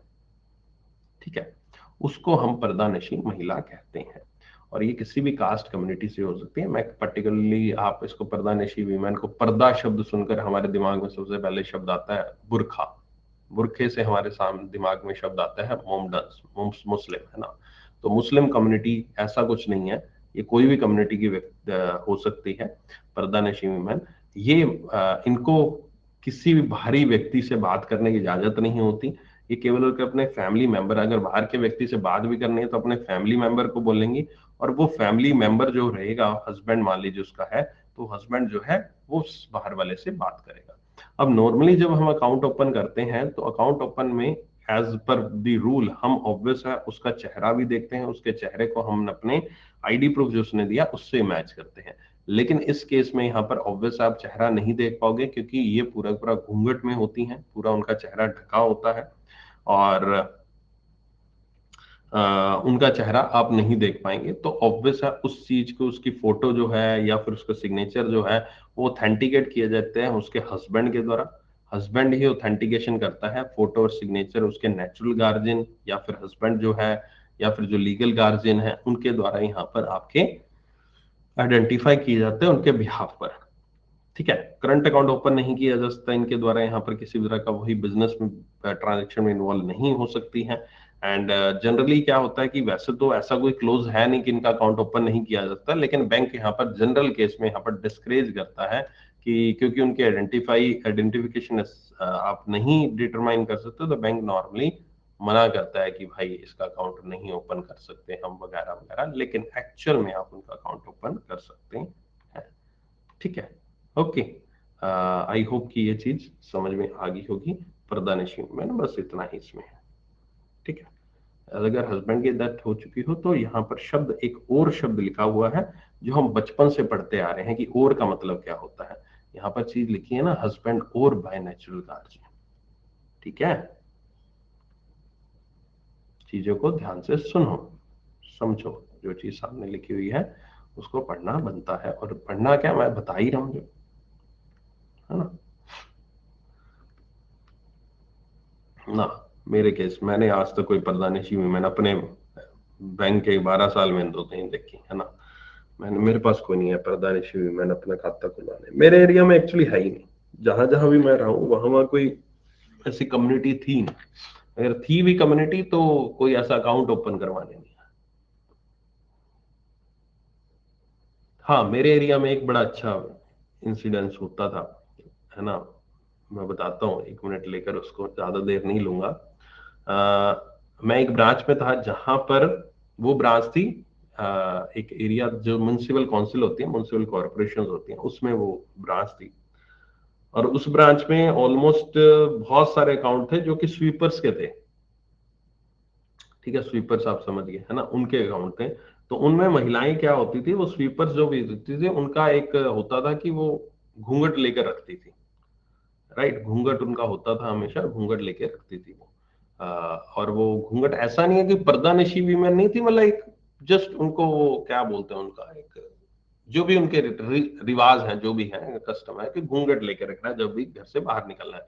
ऐसा नहीं हो किसी से बात नहीं करती तो बात करती थी प्रॉपर, है ना। तो अब आप मान लीजिए, जब आपके पास कोई कस्टमर आता है, जब आपके पास कोई कस्टमर आता है उसने घूंघट कर रखा है, आप उसको वेरिफिकेशन करते हो। जब भी आप उसका पासिंग करने लगोगे, चेक पास करोगे या विड्रॉल फॉर्म पास करोगे, तो आप क्या करते हो, उसके सिग्नेचर को मैच करते हो। उसने सिग्नेचर जो आपने अकाउंट ओपनिंग फॉर्म पे किए थे, सामने जो सिग्नेचर किए हैं, वो उसको मैच करते हो। अकाउंट ओपनिंग फॉर्म से नहीं, अकाउंट ओपनिंग फॉर्म से आपका जो अकाउंट ओपनिंग फॉर्म का जो भी सिग्नेचर होता है उसको स्कैन करके आप सिस्टम में डाल देते हो और आपके अकाउंट में पंच हो जाता है। तो आप उसको मैच करते हो सिग्नेचर्स को, है ना। अब वो है एक यहाँ पर इलिटरेट महिला, है ना। एक आपको चीज भी सिखा रहा हूँ, ये चीज आपको प्रैक्टिकल भी काम आएगी, क्या किया जाता था। सो क्या होता है कि आप उसको मैच करते हो, सिग्नेचर मैच कर लिए, ठीक है, सिग्नेचर मैच हो गया, दैट्स इट, कोई दिक्कत नहीं है, सामने वाले का चेहरा देखने की कोई आवश्यकता नहीं है। लेकिन जब अंगूठा लगाया जाता है उस व्यक्ति के द्वारा, जब अंगूठा लगाया, तो अंगूठा तो आप मैग्नीफाई ग्लास से लेकर अपने कंप्यूटर स्क्रीन पर और चेकबुक में मैच तो नहीं करवाओगे, है ना। आप कोई डॉक्टर सालोंके तो हो नहीं सीआईडी के, है ना, ऑब्वियस है, तब तो आप कर नहीं सकते। तो उस केस में क्या होगा, उस केस में हम क्या करते हैं, इलिटरेट पर्सन जो होता है वो बैंक में ही अपना आके अकाउंट, अपना आपका अकाउंट ऑपरेट कर सकता है। वो ऐसा नहीं किसी और व्यक्ति को भेज दे कि मेरे खाते में से पैसा निकलवा लो, नहीं, क्योंकि चेकबुक वगैरह की दिक्कत होती है। तो उस केस में कोई भी कस्टमर आपके पास आएगा तो आपको क्या करना होता है, आपको जो स्क्रीन पे उसकी फोटो भी लगाई होती है, आपने अकाउंट ओपनिंग फॉर्म पे जो फोटो ली थी उसको स्कैन करते हो आप, कंप्यूटर में अपने डाल के रखते हो हमेशा के लिए। तो आप जब फोटो को भी उसके चेहरे से मैच करोगे, मैच करोगे। अब आपके सामने, अब आप एक लड़के हो, लड़की तो चलो ठीक है, फिर भी आप एक लड़के हो, मैं अपनी बात करता हूँ, मैं एक लड़का हूँ, है ना, मैं अपनी बात ही कर रहा हूँ, एक्सपीरियंस ही बता रहा हूँ। मैं एक लड़का हूँ, नई नई पोस्टिंग हुई थी उस ब्रांच में मेरी, और मुझे पता लगा कि यहाँ पर ऐसे ऐसे अकाउंट है स्वीपर्स को, सारी की सारी घूंघट वाली महिलाएं आती हैं। अब घूंघट वाली महिलाएं ऊपर से अंगूठा लगाती हैं महिलाएं। अब उनकी वेरिफिकेशन की कैसे जाए, उनकी वेरिफिकेशन की कैसे जाए। तो उसके लिए मुझे बताया गया कि अब भाई साहब, दिन में अगर ऐसी 50-60 महिलाएं आएंगी, खाते में से पैसा निकाल लेंगी, किसी का नाम होगा शीला देवी, किसी का नाम होगा नीना देवी, किसी का नाम होगा चिंटू बाई वगैरह वगैरह, इस तरह के नाम थे उनके। और नाम, मतलब मेरा नाम बताने का मतलब ऐसा है कि सबके नाम सिमिलर थे, कि शीला देवी के नाम से 10 लड़कियां आएंगी वहां पर, 10 औरतें आएंगी, तो आप पहचान कैसे पाओगे, नहीं पहचान सकते, ऑब्वियस है। तो अब और उनको मैं कहूं कि घूंघट ऊपर करो, है ना, वो भी गड़बड़ है ना, वो भी थोड़ा सा अच्छा नहीं लगता यार, है ना। अभी अभी तो शादी भी नहीं थी, नई नई नौकरी लगे, तो मैं और कहीं मैं क्या पिट जाए और बदनाम हो जाए, अगले दिन अखबार में खबर छप जाए, है ना। है तो भाई, लड़का काठफल जी का लड़का शरीफ नहीं है, ये तो लड़कियों को घूंघट ऊपर करवाता है, इससे तो शादी करनी नहीं, और बदनामी हो जाए। अभी अभी ताजी ताजी अभी अभी अखबार में खबर छपी थी कुछ महीने पहले कि काठफल जी का बेटा नौकरी लग गया है बैंक में, और अभी खबर छप जाए कुछ और, किया कैसे जाए। तो इस चीज का समस्या का हल किया मेरे ही ब्रांच में एक और व्यक्ति विशेष ने, है ना। उस व्यक्ति विशेष की खास बात ये थी कि वो घूंघट में भी आवाज से ही उस औरत को पहचान लेता था, है ना। अब वो कैसे पहचान लेता था मुझे आइडिया नहीं है, लेकिन पहचान लेता था ना।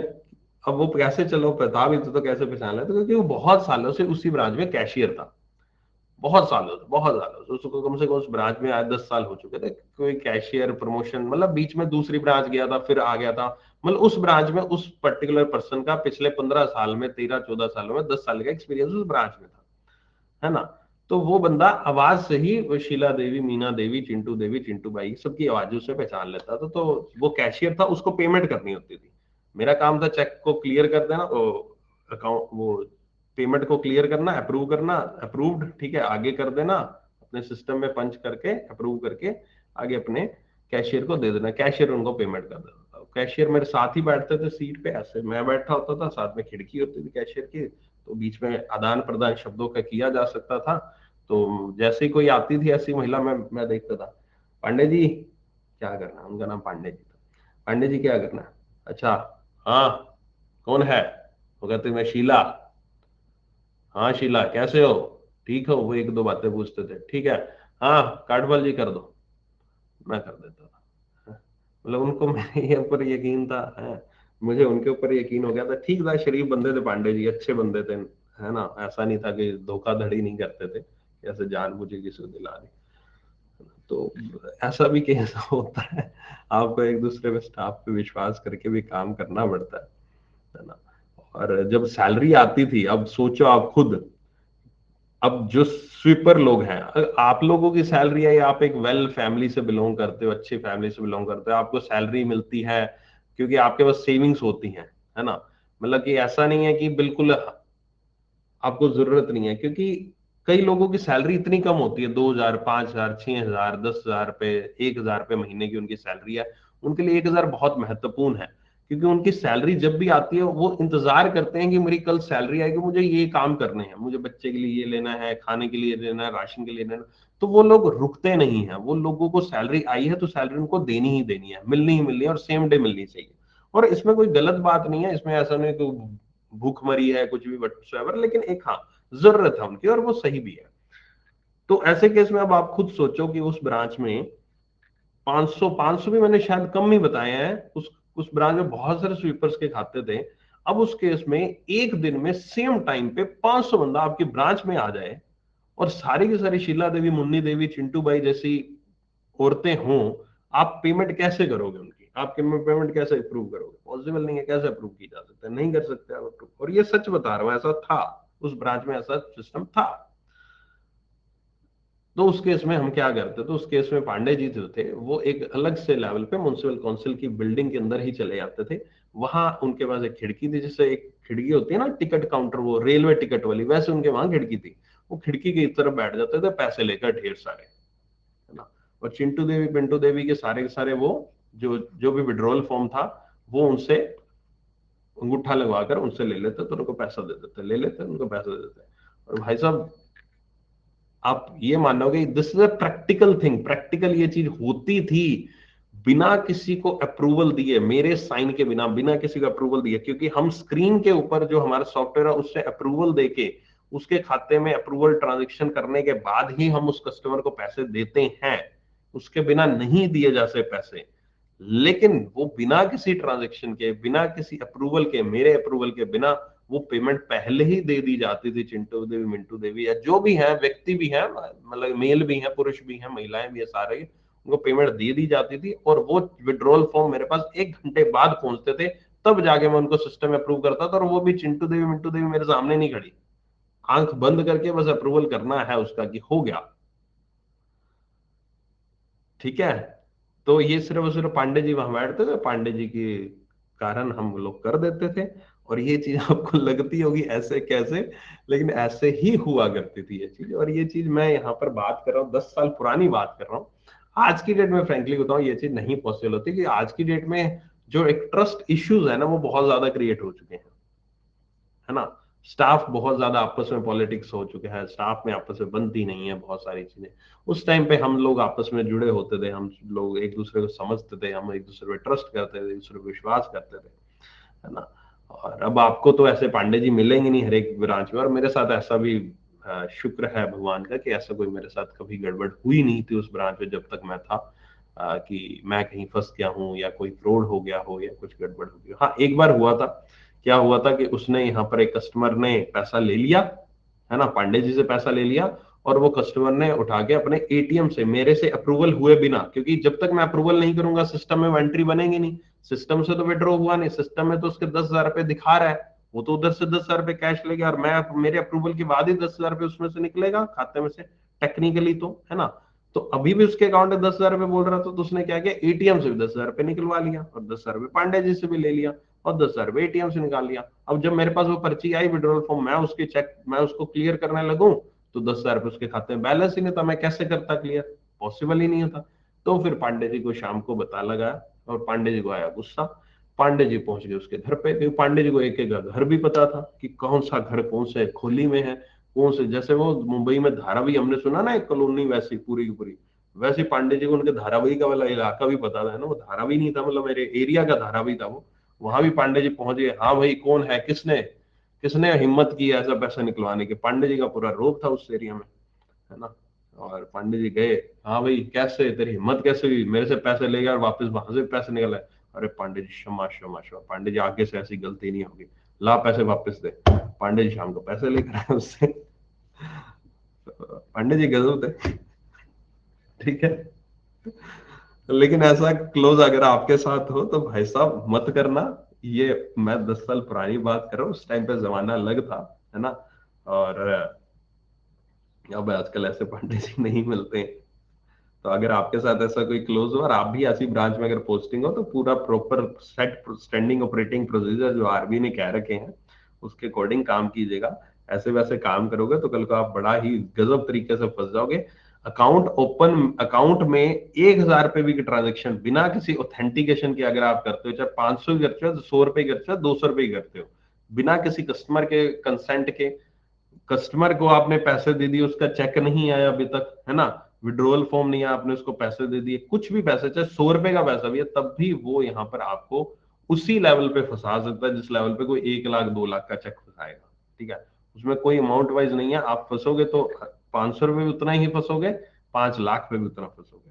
तो इसलिए इस तरह की चीजों को मैं यहाँ पर प्रोवोक नहीं करता हूं। ये जस्ट मेरा एक प्रैक्टिकल एक्सपीरियंस था जो मैंने आपके साथ शेयर किया कि ऐसा हुआ था मेरे साथ। और ऐसा वो अभी आपको इलिटरेट व्यक्ति और जो घूंघट वाली औरत है और इनके बारे में थोड़ी और प्रैक्टिकल चीज पता लग गई। ओके, ठीक है। इंडोनेशियन केस में बायोमेट्रिक से कैसे होता है, बायोमेट्रिक बायोमेट्रिक अंगूठा लग गया बस, बायोमेट्रिक नहीं है, बायोमेट्रिक 1,000 के लिए 10,000 दिया जाएगा, क्या करेंगे, कुछ नहीं, वो तो फिर उस कस्टमर से वापस लिया जाएगा पैसा। मैं तो घूंघट उठा के, हाँ बिल्कुल, अभी आज की डेट में अगर मैं उस ब्रांच में जाऊं ना, आज की डेट में अगर मैं उस ब्रांच में जाऊं तो उस ब्रांच में अब वो काम नहीं रहता। अब उस ब्रांच में वैसा वो बटता नहीं है पैसा, जैसे सैलरी के दिन बटेगा, या फिर कोई कैशियर में पांडे जी अब वहां पर बैठे हैं, पांडे जी तो चले गए, है ना, पांडे जी शायद रिटायर भी हो गए होंगे। सो पांडे जी तो वहां से चले गए, अब जो भी कैशियर आया, अब आप में से कोई नया बच्चा चला गया मान लो, है ना, वहां पर कैशियर के बनने को, आप थोड़े ना वो किसी की वॉइस पहचानते हो, शीला देवी, हाँ भाई, आपको अपने घर वालों की आवाज की पहचान नहीं है, शीला देवी की आवाज की कहां से पहचान होगी, है ना। तो इसलिए वहां पर प्रॉपर आपको एज अ बैंकर अपनी ड्यूटी निभानी है। आप उसका घूंघट, मैं जस्ट मजाक कर रहा था यार, है ना, उस टाइम पे सीरियस इतना मत लेना कि घूंघट कैसे उठाऊं, ये आपके बैंक की पॉलिसी में आता है, आपको पूरा चेहरा देखना है चाहिए उसका, और चेहरा देखोगे आप, उनसे बोलोगे, रिक्वेस्ट करोगे, एक तरीका होता है बात करने का, एक नजाकत होती है एक समझाने का कि, और वो भी समझ आते हैं उनको, एक बार आप बोलोगे, अगली बार वो खुद ही जब आपके पास पेमेंट लेने आएंगे, वो खुद ही अपने आप ही घूंघट ऊपर कर देंगे, हल्का सा ऊपर करेंगे और आपको चेहरा दिखा देंगे। वो खुद समझ जाएंगे इस बात को, आपको कुछ बार बार बोलने की जरूरत नहीं पड़ेगी।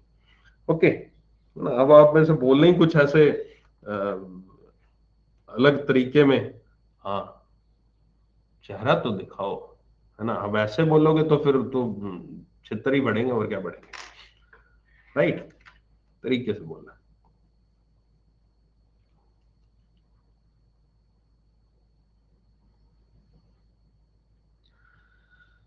अगर बैंक में नहीं रहते उससे सेल्स वगैरह करनी पड़ती, but is that at forward, थोड़ा कभी और किसी वक्त बात करेंगे, अभी आज नहीं। सर कोई व्यक्ति डेथ हो जाए बट उसका अकाउंट में मनी, तो मनी का क्या होता है? अभी तो बताया थोड़ी देर पहले, है ना, अभी तो बताया मैंने। अच्छा, ये आई थिंक पढ़ लिया होगा इतनी देर में, जब तक सीरियस बच्चों ने तो पढ़ लिया होगा, है ना। नॉन सीरियस बच्चे मेरे साथ टाइम पास कर रहे थे।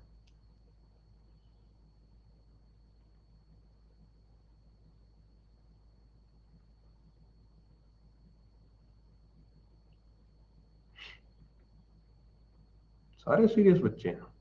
और जिसने नहीं भी पढ़ा होगा ना, उसको बेचारे को मजबूरी में यस सर लिखना पड़ रहा है, कहता चल छोड़ यार, अभी यस सर लिख देते, बाद में पढ़ लेंगे। सर ने बोल दिया, सीरियस बच्चे ने पढ़ लिया होगा। On the opening of an account banker, अच्छा है, ये है एक डेटर क्रेडिटर रिलेशन, ठीक है। सर्टेन बैंक की फैसिलिटी एक्सप्लेन कीजिए। Certain bank facility depending on the bank, vary from bank to bank. Okay, so यहां पर debtor creditor relation, debtor creditor relation यहां पर आपका क्या होता है कि जब भी आप यहां पर एज अ कस्टमर, ये शायद मैंने उस दिन बताया था कि नहीं बताया, चलो बता देता हूं।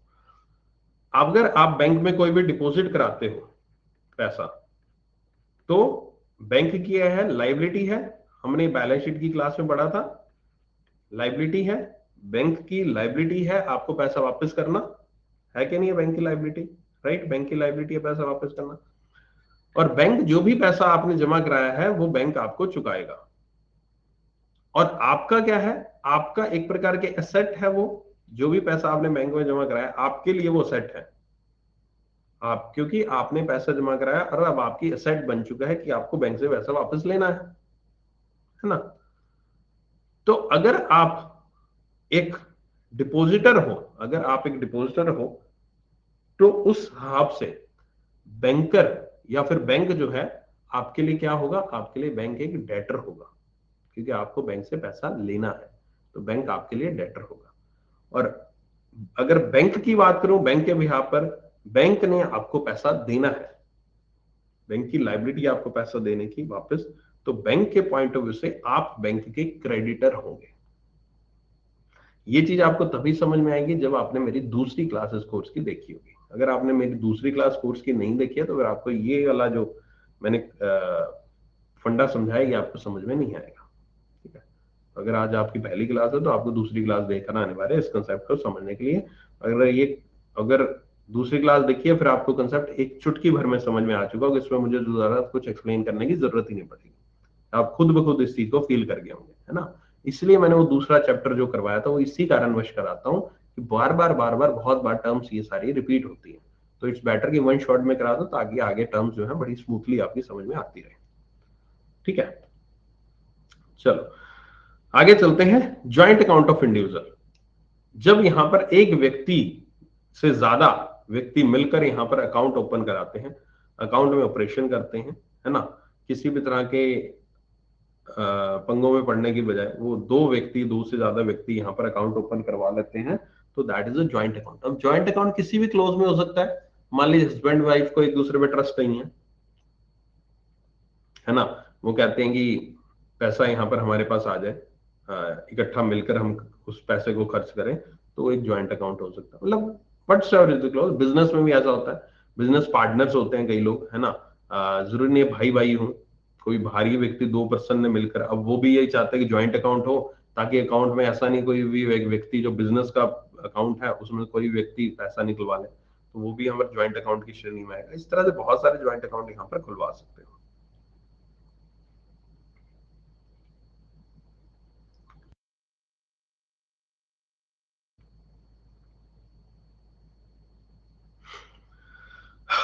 ओके, सो यहां पर आपका सब हो सकता है। इस ज्वाइंट अकाउंट में थोड़ा सा इसके थ्रू एक्सप्लेन करता हूं आपको ज्वाइंट अकाउंट को, आपको चीजें और समझ में आ जाएगी। ठीक है, मोड ऑफ ऑपरेशन और ज्वाइंट अकाउंट लिखा है। Mode of operation joint account का मतलब क्या है? अगर कोई भी अकाउंट ए और बी के नाम से खुलता है, एक नंबर ए व्यक्ति बी व्यक्ति, और वो मोड ऑफ ऑपरेशन उसमें क्या रखा है? आइदर और सर्वाइवर। इसका मतलब क्या है कि ऐसा अकाउंट जिसमें हमने जब अकाउंट ओपन कराया था उस वक्त वो बैंक वाले ये पूछेंगे कि आपको यहाँ पर मोड ऑफ ऑपरेशन क्या चाहिए। मोड ऑफ ऑपरेशन मतलब ये अकाउंट किस तरह से ओपन होगा, सॉरी, ये अकाउंट में किस तरह से ऑपरेट होगा। ऑपरेट मतलब कि कल को इसमें से पैसा कौन विड्रॉ करेगा, कल को किसमें कौन आपकी ऑथेंटिकेशन देगा कि इस अकाउंट में ये तब्दीली की जाए, इस अकाउंट में ये किया जाए, ऐसे किया जाए, अकाउंट में से पैसा एक जगह से दूसरी जगह भेजा जाए, तो वो कौन ऑथेंटिकेशन देगा, कौन चेकबुक पे साइन करेगा, कौन विड्रॉल फॉर्म पे साइन करेगा, कौन करेगा। तो अगर ये होता मोड ऑफ ऑपरेशन, अगर उसमें मोड ऑफ ऑपरेशन है ईदर और सर्वाइवर, यानी कि इन दोनों व्यक्ति में से ए और बी में से कोई भी व्यक्ति उसमें इंस्ट्रक्शंस दे सकता है, या फिर इन दोनों में से जो भी व्यक्ति जीवित रह जाता है वो उसकी इंस्ट्रक्शन दे सकता है। अब नॉर्मल एक सिंगल पर्सन के नाम से अकाउंट हो और उस व्यक्ति की मृत्यु हो जाती है तो हमने अभी पढ़ा था या तो पैसा नॉमिनी को मिलेगा या फिर डिसीज क्लेम फाइल करना पड़ेगा। ठीक है, उसको मिलेगा।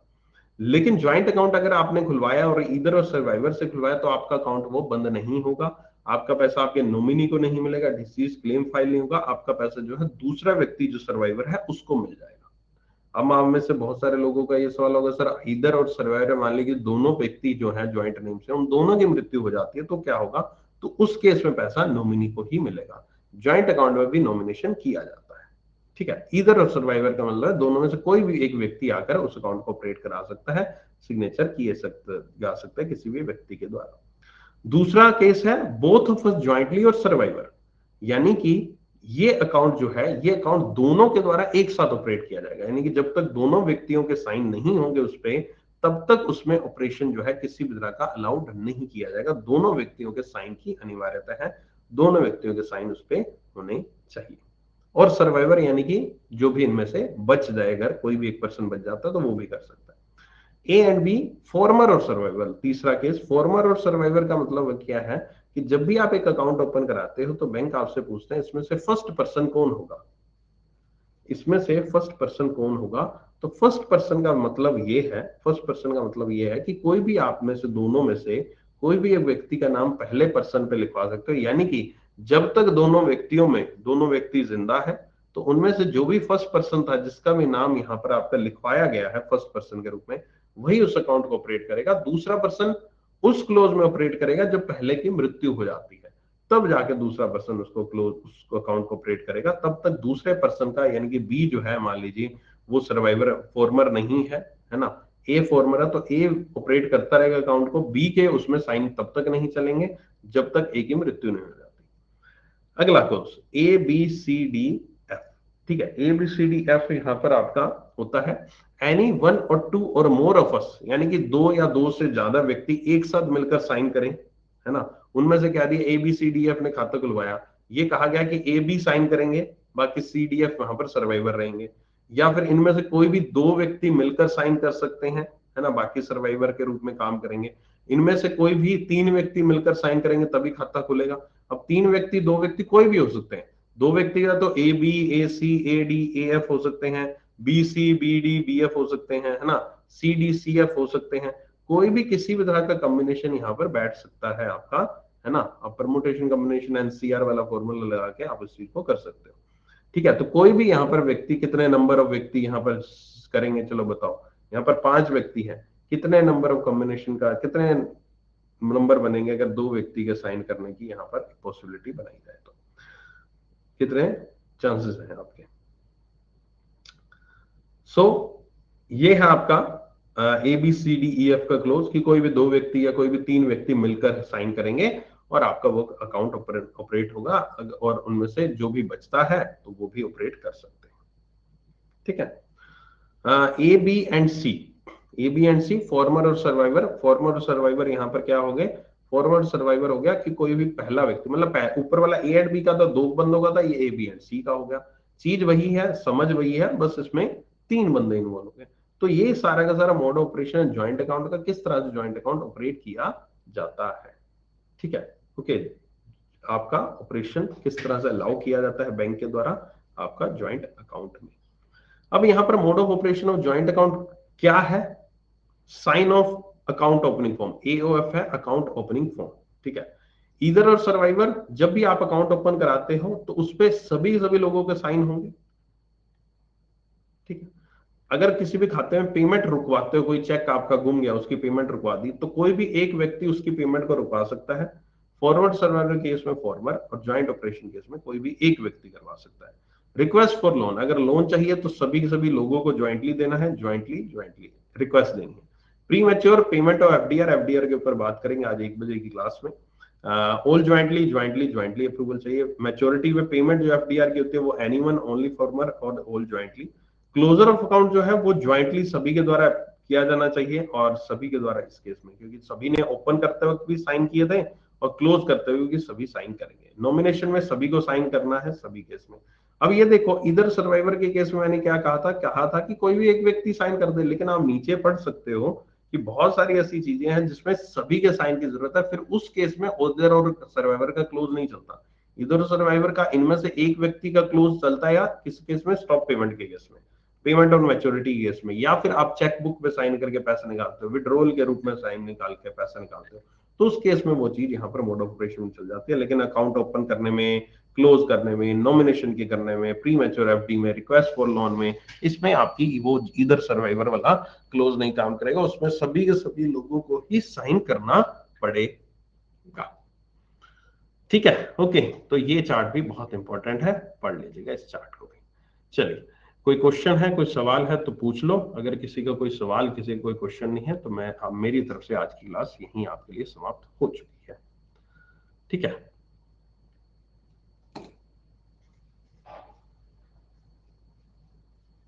जो ज्वाइंट अकाउंट में मोड ऑपरेशन नहीं पता है, बैंक में जाकर पता लगा लो, हो जाएगा। सैलरी और पेंशन में होता है पेंशन अकाउंट, नहीं सिंगल अकाउंट होता है। सैलरी अकाउंट में अटैच कर सकते हो किसी व्यक्ति का। डेबिट कार्ड अलग अलग नहीं मिलता, एक ही मिलता है। दोनों को जाकर अप्लाई करना होता है, दोनों जाकर वहां पर साइन करके एक डेबिट कार्ड ले लेते हैं। सर 4% में सिंगल भी ऑपरेट कर सकता है? बिल्कुल कर सकता है, अगर इधर और सर्वाइवर का केस है। माइनर अकाउंट, ज्वाइंट अकाउंट सब सेविंग अकाउंट का पार्ट है। माइनर अकाउंट सेविंग नहीं, माइनर अकाउंट अलग है, बिल्कुल अलग है। ओके, रात को 9 बजे आना मत भूलना सभी के सभी लोग। अच्छा, एक और क्लास है आज 1 बजे, शायद ना 1 बजे भी आपकी क्लास है, तो उसमें जुड़ना मत भूलना। ज्वाइंट अकाउंट भी change to single saving account और सर्वाइवर? नहीं, ज्वाइंट अकाउंट जब एक पर्सन जीवित हो तो फिर सिंगल ही रहेगा, फिर उसमें ज्वाइंट होगा। हाँ, कोई और उसमें नाम जोड़ना चाहते हैं बाद में जोड़ सकते हैं, ठीक है। हाँ, 10 बजे की क्लास होगी। एक चेक पे एक से ज्यादा व्यक्ति साइन कैसे करेंगे? कर लेंगे, नीचे जगह होती है बहुत सारी। डिसएग्रीमेंट हो तो बैंक नहीं, बैंक लाइबल नहीं, वो तो आपस का उसका फंडा है, वो उनके उनका देखो मैटर, हम तो उसमें क्यों आएंगे। हाँ जी, 1 बजे प्लस क्लास है। 1 बजे यही प्लस पे आना है, अकेडमी प्लस पे है। 2 दिन आपकी क्लासेस नहीं होती ना, उसमें से एक क्लास 1 बजे रखी है और दूसरी क्लास मैंने संडे को रखी है। सी क्लास 10:30 बजे करेंगे। कोऑपरेटिव बैंक का वो वाला अर्बन रूरल मुझे कैसे पता चलेगा? तो बैंक वाला ही बता पाएगा बच्चा। मैं बैंक में, बैंक के नाम के नीचे कहीं देखो, बोर्ड के नीचे कहीं कुछ मेंशन हो तो, ठीक है। प्लस क्लास मतलब plus class an academy plus से पढ़ेंगे तो उसके पीडीएफ से दो वाला, ये वाला कर लो दोबारा से अगर करना तो रिवीजन के पर्पज से। करंट अफेयर 10:30 बजे आ जाओगी यूट्यूब पे। बैंक वाले बैंक में नहीं रहते हैं, ये मैंने अभी बताया, फिर किसी मोमेंट पे एक्सप्लेन करूंगा, कोई और पर्पज आएगा, स्पेसिफिकली अभी रहने देते हैं। बताऊंगा, बताता रहता हूँ जब मेरा, आज जैसे आज आपको एक चीज बताई ना कैसे इंटरेस्टिंग सी चीज, वैसे ये सब चीजें मैं कभी ना कभी कुछ ना कुछ ऐसे ही, जब कोई क्वेश्चन आता है, कोई मतलब कि ऐसा टॉपिक आता है ना, उसके साथ लिंक करके कोई ना कोई स्टोरी बता देता हूँ, तो आपकी बात भी करेंगे। आरबी गेट बी की प्रिपरेशन कैसे करनी है, ऊपर मैंने एक लिंक दिया, उस कोर्स उस क्लास में एनरोल कर लो, रात को 9 बजे उसी के बारे में बात करेंगे, ठीक है। रात को 9 बजे क्लास है, उसी के ऊपर बात करेंगे। पीडीएफ नोट्स इसी क्लास के अवेलेबल हैं, जहां रिकॉर्डिंग अवेलेबल होती है क्लासेस की, वहां पर नोट्स भी अवेलेबल है, रिकॉर्डिंग डाउनलोड कर सकते हैं, ठीक है। चलें,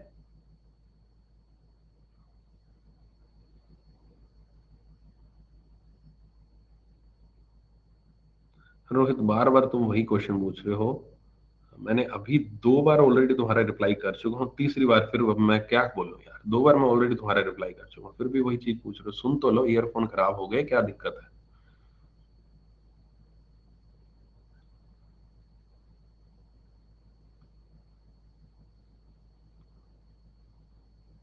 आवाज बंद हो, आवाज बंद ही होती है जब भी मैं कोई क्वेरी का रिप्लाई करता हूँ। पहले सुनते नहीं, फिर मैं डांट मारता हूँ, फिर कहते सर आवाज बंद हो गई थी, सर नेटवर्क चला गया था।